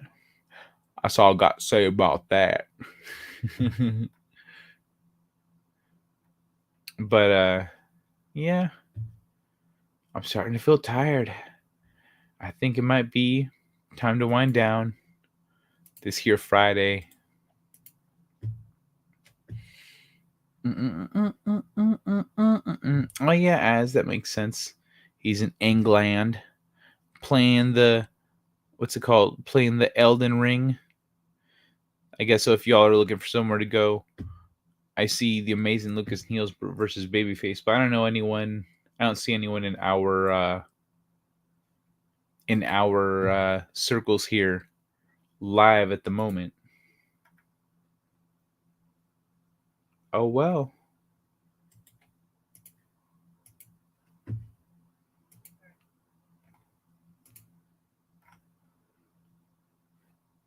Yep. I guess that's it. It's time to call it a night. Because I don't want to get into some of these other articles, like at the end here. That was fun. Yeah, let's see. I'll just leave those on there. Yeah, let's do that. And then I know what I'm reading on Monday now, because I really wanted to get into a couple of these, like the permissive parenting one. Another one is a accidental side hustle. Like, there's some fun stuff in there. But I'm calling it a night. It's time to hit the weekend. I'm getting out of here. Y'all have a good one. Sleep tight. And take care of yourselves. I'll see you on Monday. Hasta luego. Mwah. Second star to the right. And straight on till morning. Set a course. For home. I'm reading an ion storm on that trajectory, sir. Should I go around it? We can't be afraid of the wind, Ensign. Take us to Warp 4. It is the unknown that defines our existence. We are constantly searching, not just for answers to our questions, but for new questions. We are explorers. We explore our lives, day by day. And we explore the galaxy, trying to expand the boundaries of our knowledge. And that is why I am here. Not to conquer you with weapons or with ideas, but to coexist and learn. Let's see what's out there. Engage.